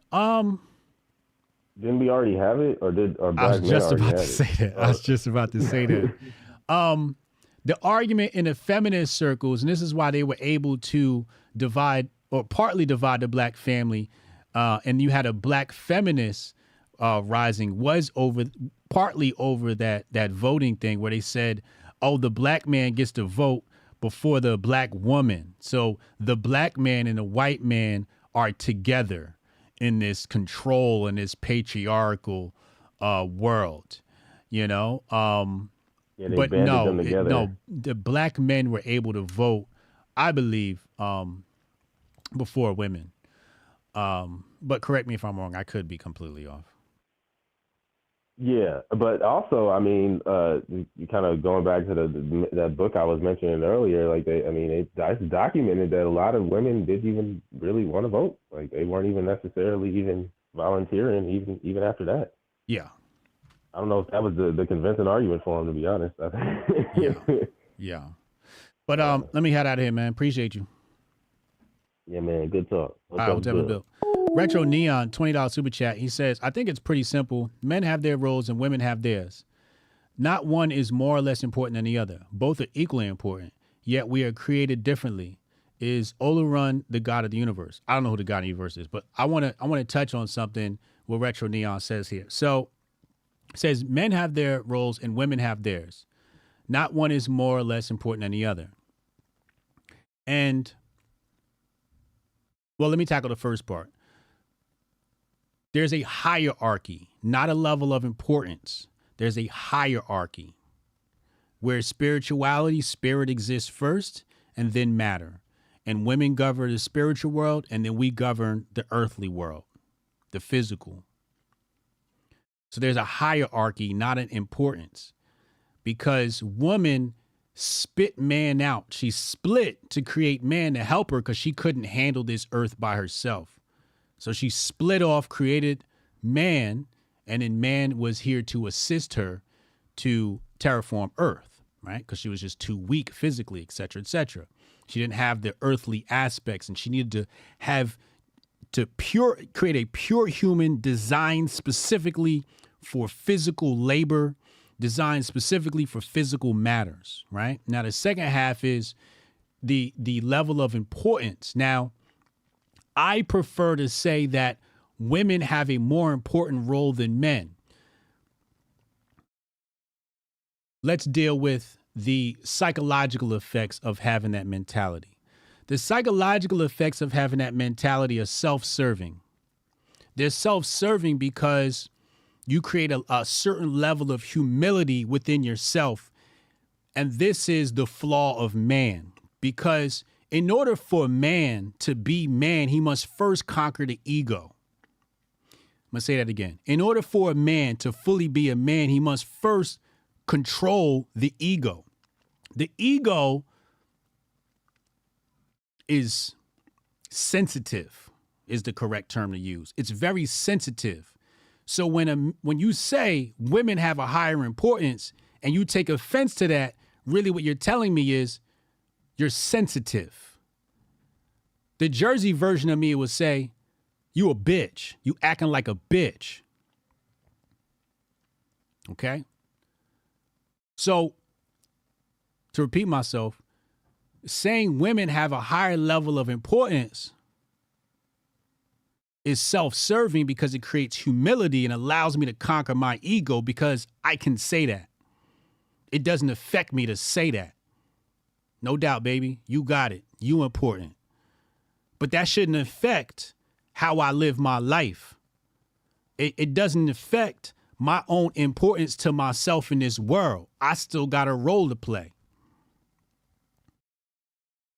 If you want evidence of the woman's more important, it's quite simple, actually. In war, they say no women and no children, which shows that there's a level of importance between between the women and the child. There's a level of importance there. Also because children, I'm gonna show you something, the level of importance of a woman. Watch this. Y'all ready? Y'all wanna know real quick how I could prove the level of importance of a woman? You ready?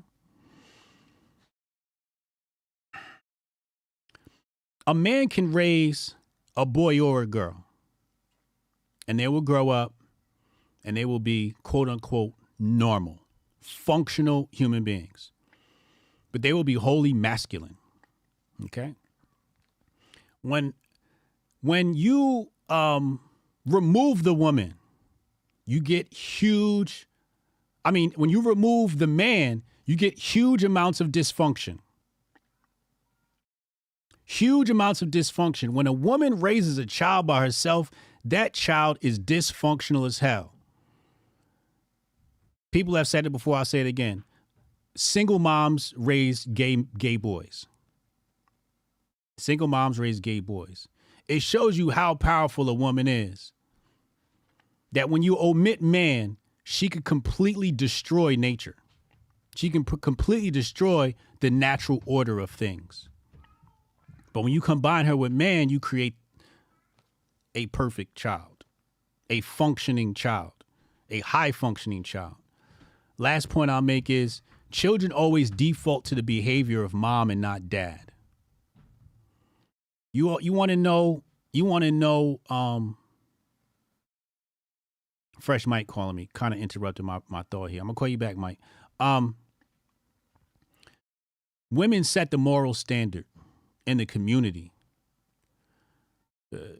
Children to see things dad does. But if mom does it, it's definitely excusable. Definitely excusable. Women set the standard. Women set the morality, what's right and what's wrong. Women are very important, man. Women are very important. Where am I getting this knowledge about the creator? What about the creator? What did I say? What part? What part? I've thought a lot about this, as you can tell. Black men were able to vote for 50 years. Yeah. That's what I thought. Yeah.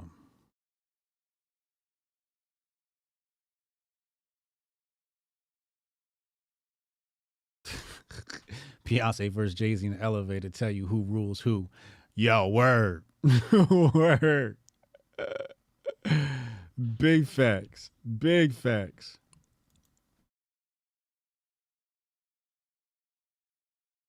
Sensitive topic for some due to the current state of culture. Yo, I go on Red Pill podcast. I say this shit. They never have me back. They don't want to hear that shit. Shouldn't God set the moral standard? I mean, I guess that depends on what you consider God, but how does God set the moral standard? Does he how does God set the moral standard? Does he, write it somewhere? Is it like a flash of lightning? Like how does God set the moral how does he communicate that to us? If it's a he. If there's a God, I say it's a she, but that's a whole nother story for another day. But how does God transmit that message to us, Metastep? How? And don't say the Bible. It's just a poorly educated response. That's a cultish response.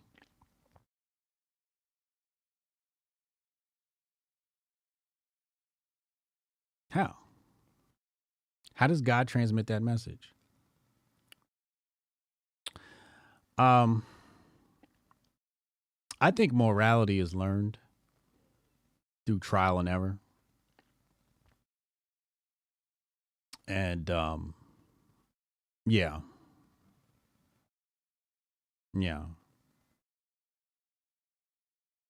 God's giving, it's a he. Universe is receiving, it's a she.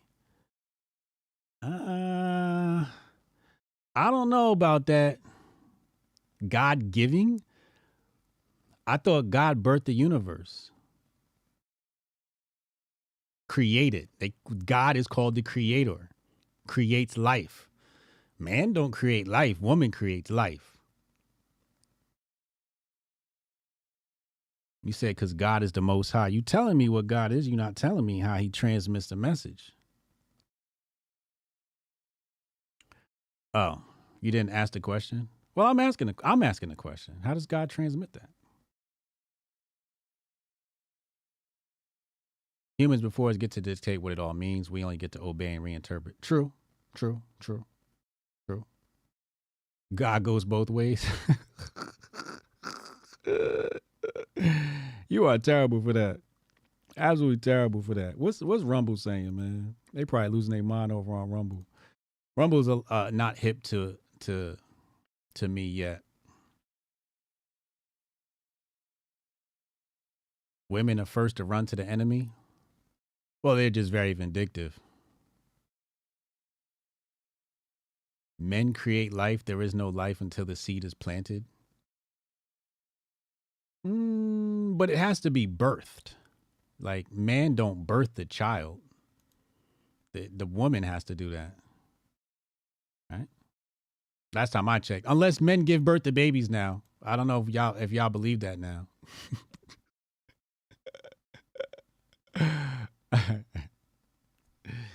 Women incubate life? No, they give birth. They give birth to life. They birth it. They carry it. They nurture it. Then they birth it. They create life. You could do mental gymnastics all you want. Birth isn't the start, it's conception. I mean, maybe.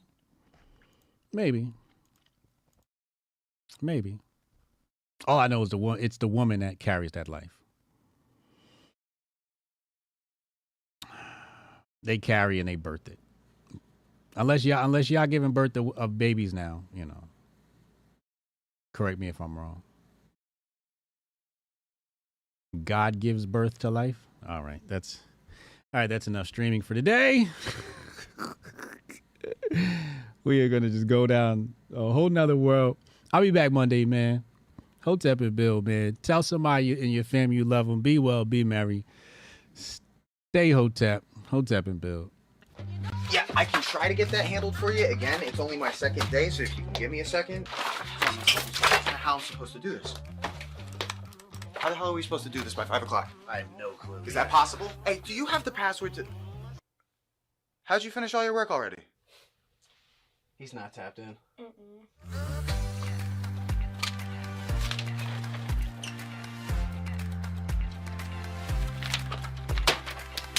How'd you get that done so quick? They think they're gonna be able to budget that? It's money. That's money right there. You understand? You guys finished your work 6 hours early? He's not tapped in.